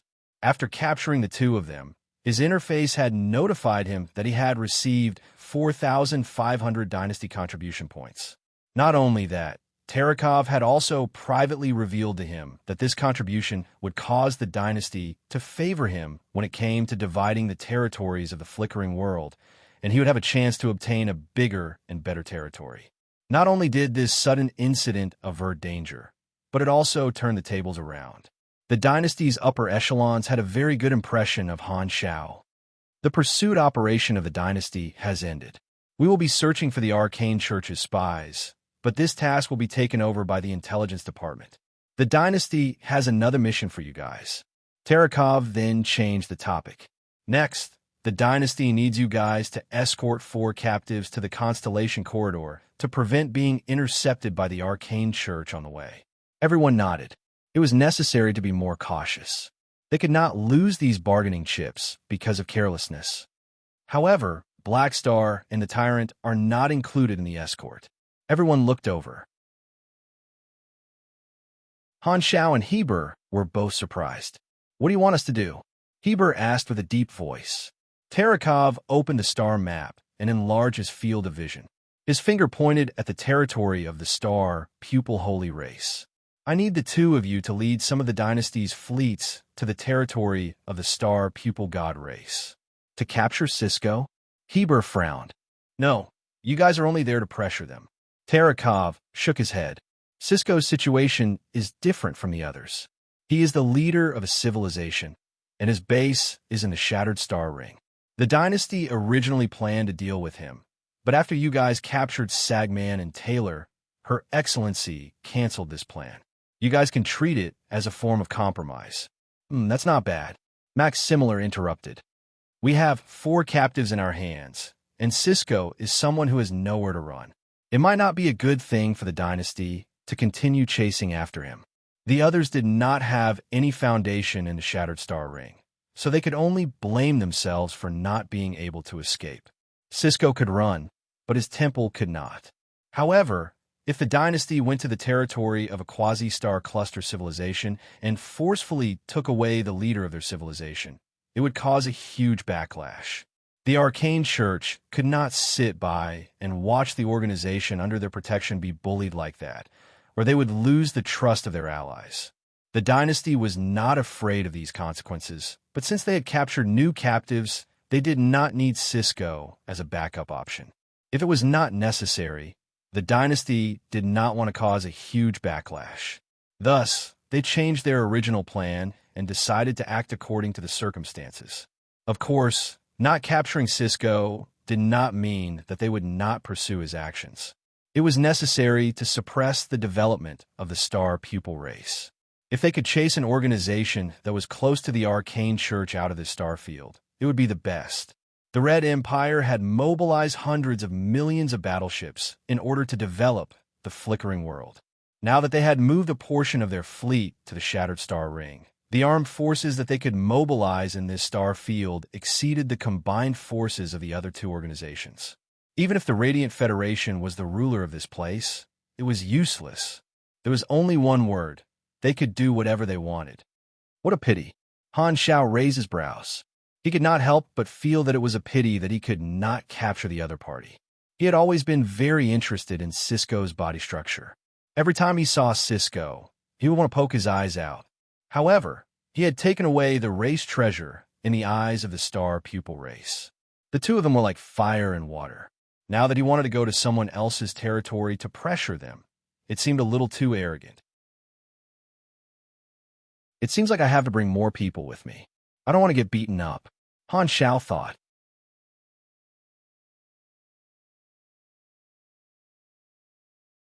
Chapter 863. After finalizing the operation plan, the dynasty's troops were split into 3 teams. Milizau's and the others would escort the 4 captives sealed in amber back to the central galaxy. Tarakov would stay behind to organize the fleet, and Han Shao and Heber would not stay behind for long. They would head to the territory of the star pupil god race together. After watching the dynasty's fleet leave, Han Shao turned to look at Heber's figure on the virtual screen of the spaceship and smiled. This time, we will be working together again. When we reach the star pupil god race, I hope you can live up to your nickname and be more domineering. Humph. The virtual screen turned black, and Heber turned off the communication, indicating that he did not wish to speak to Han Shao. Outside the porthole, the Bloodshed Lands fleet turned around and left, turning into streams of light. Han Shao shook his head and immediately dialed Sylvia's number. Get Haluz to send some fleets to this rendezvous point. I've gotten Philip to send you the star map coordinates. Roger. After a brief exchange, Han Shao ended the call. He felt more and more that Sylvia was capable, and he did not have to worry about anything. I feel like I'm becoming more and more like Ames, a hands-off boss. Han Shao played with the communicator and could not help but chuckle. He suddenly thought of something. If he were to become Ames, wouldn't Sylvia be his Jane Baldhead Jenny?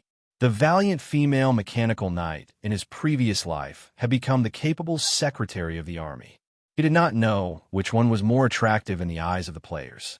He only knew that Sylvia seemed to be very popular among the players.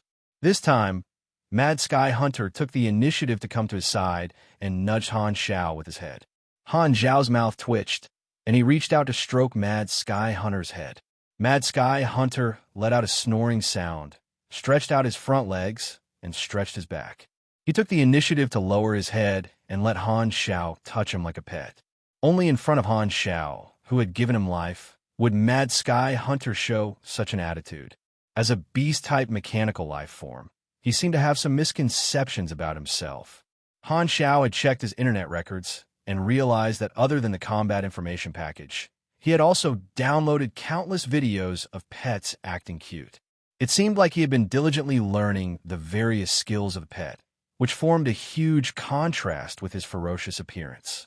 Han Shao felt cold sweat. If he touched him, it would not feel good, but if he did not touch him, Silver Flash watched coldly from the sidelines, secretly disdainful. Humph, a bootlicker. Han Shao thought for a while and sent a communication request to Ames. Ames' noble appearance appeared before him. Why are you looking for me? I have a mission here. I'm going to the Star Pupil Protoss race to bully Cisco. Are you interested? Ames supported her chin with her right hand. Her sleeve slid down, revealing a slender, snow-white arm. She blinked. I realize that you really don't like to chat with me when you don't have anything important to do. Are you coming or not? Let me look at the schedule. Ames raised her eyes, looked past the screen, and looked at the person beside her. She slowly asked, Jenny, does Floating Dragon Island have any missions for me to do recently? After a while, a haggard voice that was gnashing his teeth sounded from the other side of the screen. Yes, but have you done it before? Ames heard this and waved her hand. Han Xiao could not see what was happening outside the screen, but Jenny's voice disappeared. He did not know if she was hit by the force field. I have nothing to do, so I'll go take a look. Ames smiled as if nothing had happened. Okay. Han Xiao nodded and chose to ignore what had just happened. By the way, this is a mission from the dynasty. You shouldn't be the only one going, right? Yes, other than me. Heber will be going too, along with some of the dynasty's fleets. Heber is going too? Ames narrowed her eyes. Humph, I can't be bothered to see him. I'm not going. You go with him. Ames then hung up the communication. Han Xiao blinked and looked at the black screen, confused. Did Ames have such a big opinion of Heber? She went back on her word just like that. It seemed that she had underestimated the effect of Heber's previous straightforward courtship. Just as the Red Empire was holding 4 captives and gaining prestige across the entire universe, the star pupil Protoss had an uninvited guest in the Eternal Night Star system. Mother Planet, government building, official cabinet. Cisco held the highest authority, and the official cabinet was an organization that assisted him in managing government affairs. A portion of the official cabinet members were high-ranking officials with real power. This system obviously had its drawbacks, but it was not a problem for Cisco.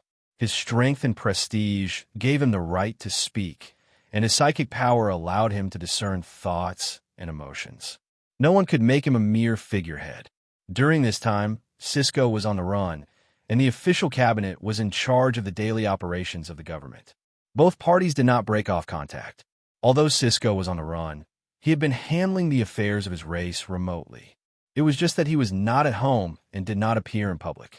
Recently, the storm of public opinion in the universe had made the star pupil Protoss anxious. This was especially so when the Red Empire captured Sagman and Taylor, which made the star pupil Protoss citizens worried that their leader would be captured as well. They were also afraid that the Red Empire would take revenge on the star pupil Protoss race. Under all kinds of worries, a portion of them blamed Cisco in their hearts. Why do you have to get involved in this mess for no reason? Now, he was in such a passive position. Such views were widespread on the star pupil Holy Races network, and a small group of people were unhappy with Psyker because of the threat to their safety. As for Psyker's contributions in the past, it did not affect their judgment.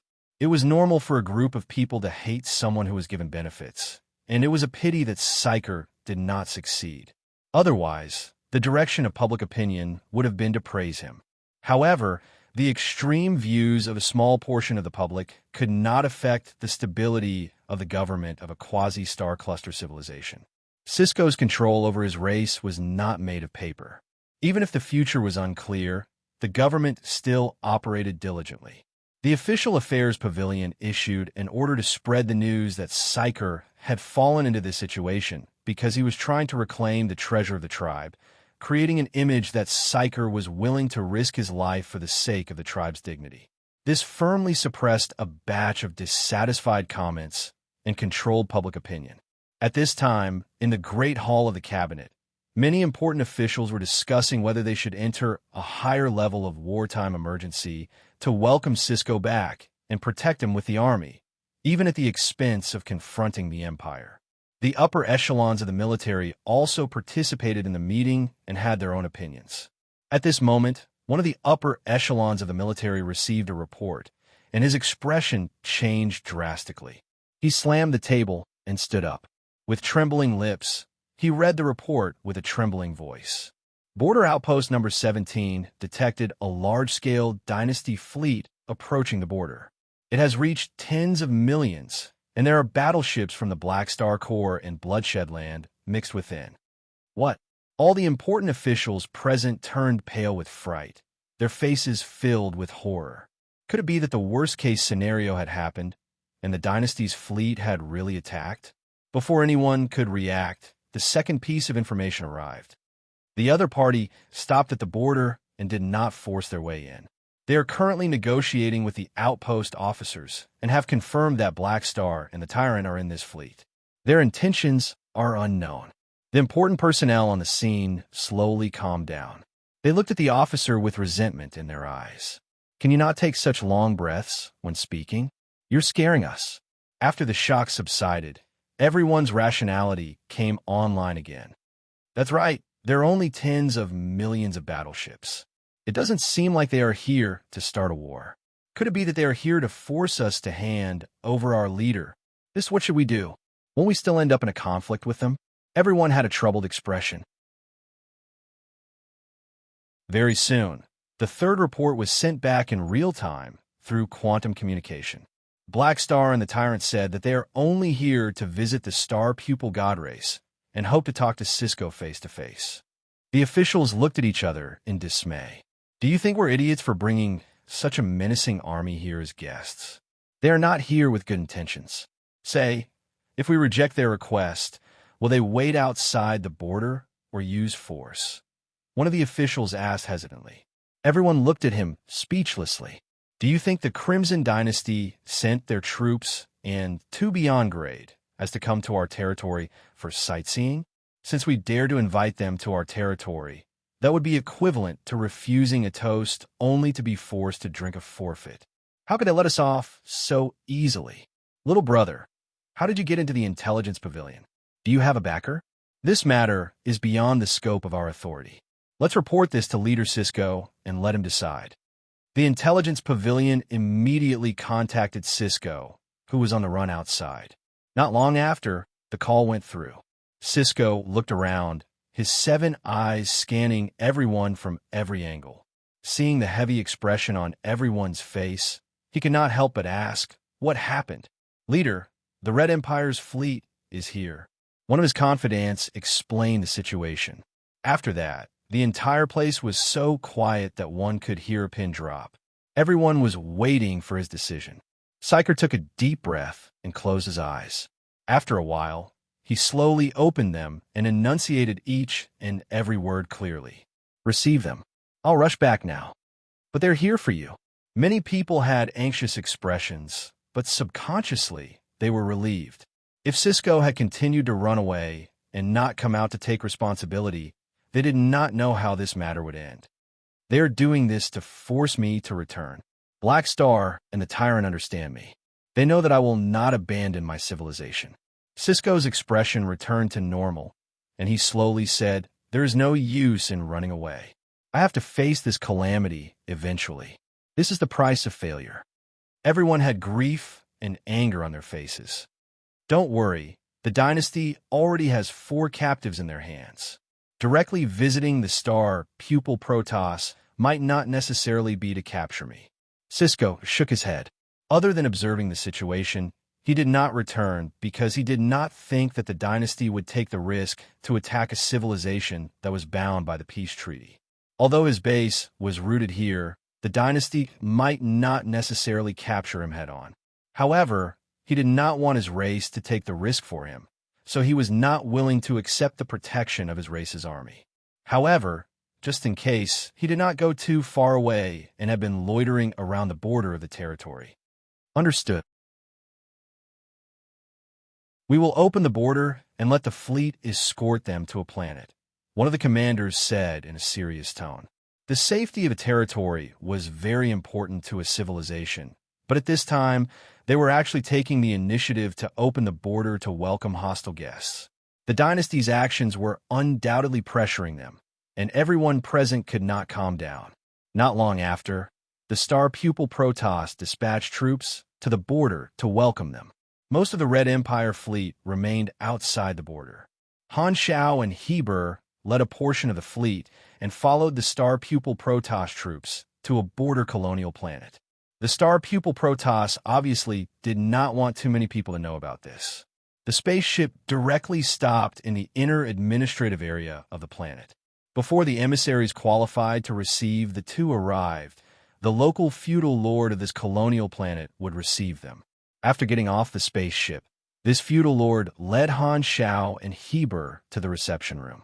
Along the way, he was trembling with fear as if he was treading on thin ice. Following behind him, Han Shao could clearly see the beads of sweat sliding down the back of his neck. The star pupil Protoss soldiers around them were nervous and alert. They stared at Han Shao and Heber's groups and gripped the guns in their hands tightly. Heber was used to other people's fearful gazes. He strode forward, and a group of Vanguard officials followed behind him. The muscular bullies looked ferocious, and they gave people the impression that they would form a team of fitness trainers to take a stroll on the road. They always gave people the illusion that they would shout, learn more about swimming and fitness at any moment. Han Xiao looked around at the architectural style of the Star Pupil Protoss. Hela, the other Black Star Guards, and the 4 Apostle weapons follow behind. The 2 of them had brought their own elite Calamity grade fighters, and beside them were the Dynasty's officers. Arriving at the reception room, everyone took a seat. The local feudal lord wiped his sweat and said carefully, "The emissaries are on their way. Please wait a moment." Heber was like a small mountain as he sat on the sofa with a powerful aura around him. He crossed his arms and asked coldly, "When is Cisco coming back?" This, I don't know." The local feudal lord was pressured by the aura, and he almost lost his composure on the spot. He barely managed to open his mouth and stuttered a sentence. Han Xiao casually picked up a special fruit on the table. It looked like a dyed blue cucumber. He took a bite, chewed twice, smacked his lips, and then picked up another one. With a flick of his wrist, he threw it toward Heber. "I've tested it. It's not poisonous. Eat it without worry." Heber's face twitched. "I was acting cool, and you threw fruit at me. You ruined the atmosphere. Also, I'm a strong pugilist. Do I need a mechanic like you to test for poison for me?" The fruit was thrown over, and it would not look good if it fell to the ground.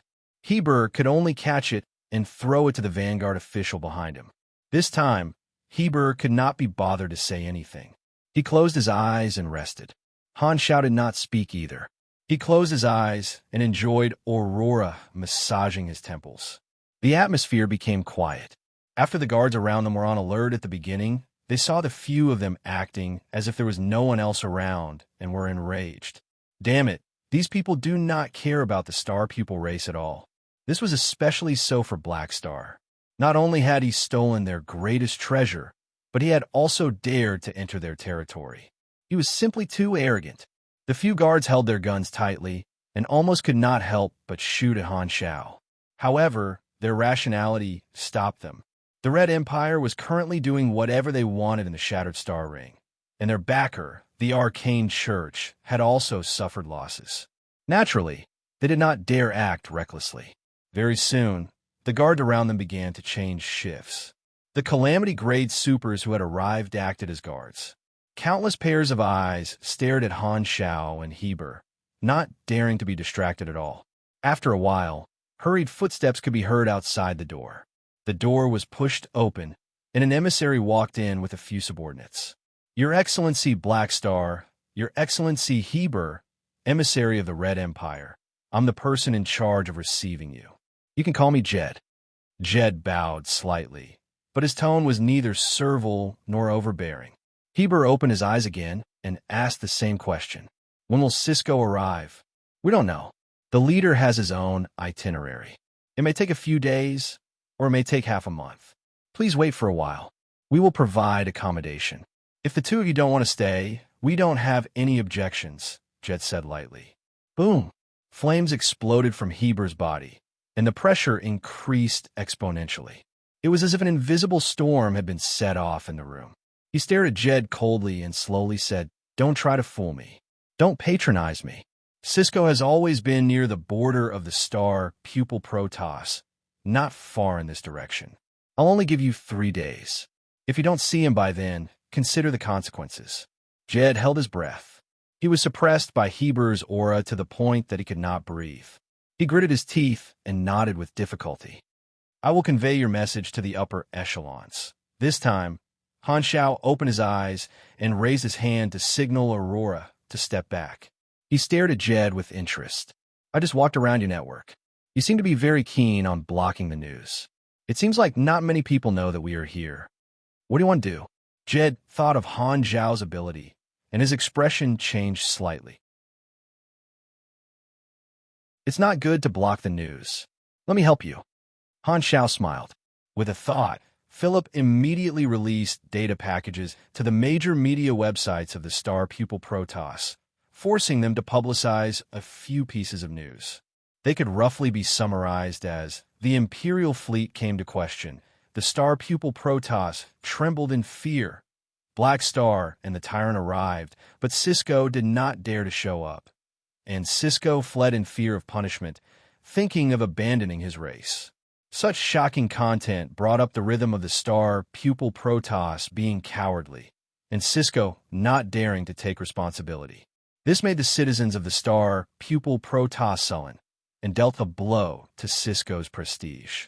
With his virtual technology, this news instantly broke through the blockade of public opinion and swept across the star pupil Protoss network. Cisco had brought him a huge crisis, and he was here to establish the dynasty's prestige. Han Shao would not be polite. Only when Cisco appeared would he make Philip stop. Jed hurriedly walked to the side, exchanged a few words with the upper echelons, and then returned to Han Shao with a serious tone. "Your Excellency Black Star, please stop this immediately, or else." Bang! Before he could finish, Jed's head was grabbed by a large hand and slammed onto the table. The table cracked.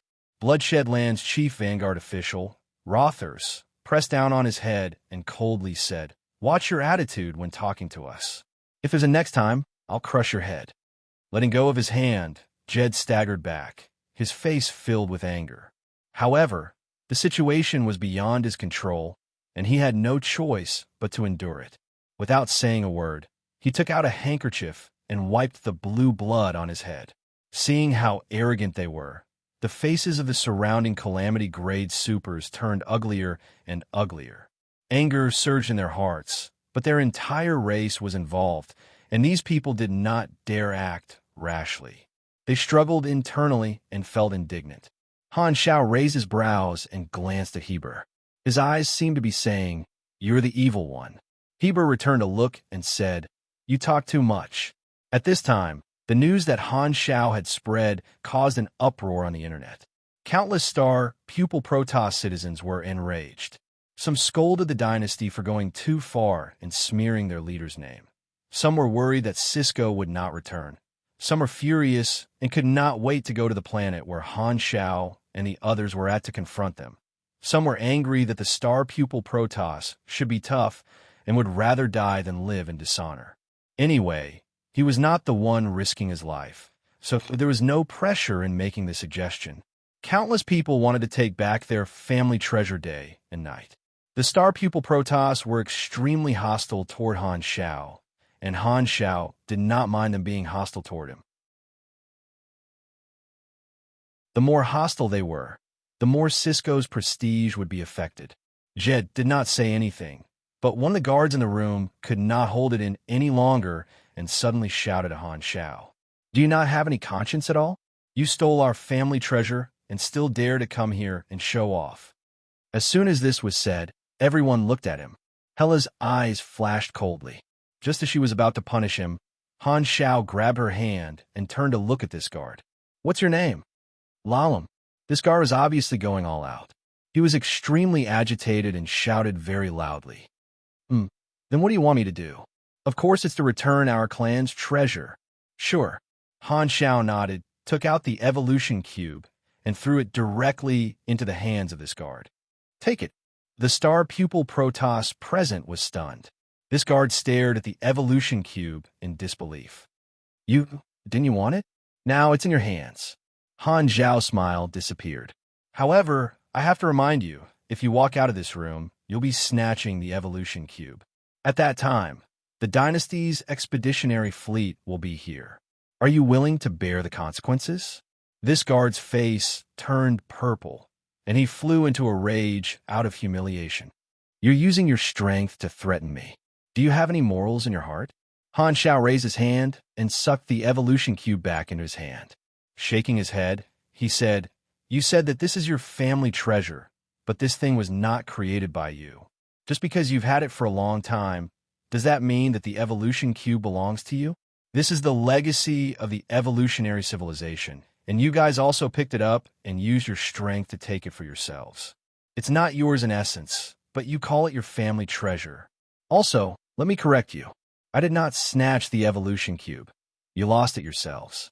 I just picked it up and refused to hand it over to others, just like what you did in the past." You shouldn't use morals as an excuse. That's meaningless. Bullish asterisk T, we've had the evolution cube for so long, and we've long been its owners. Leader Cisco has always been connected to the evolution cube. Of course, it's ours. This guard said angrily. What you said makes some sense, but you didn't manage to protect your things and were snatched away by God. Yes, God. I'm not noble enough to return something I picked up. Furthermore, this thing is not the blood and sweat of your civilization, so I don't have any psychological burden. If you guys can snatch it back, I can't deny it. However, without enough strength, anything you say is just empty talk. I gave you a chance, but you didn't dare take it. Han Xiao shook his head. He had never been a kind person, and he had another purpose for coming over this time, which was to solve the hidden danger of the evolution cube once and for all.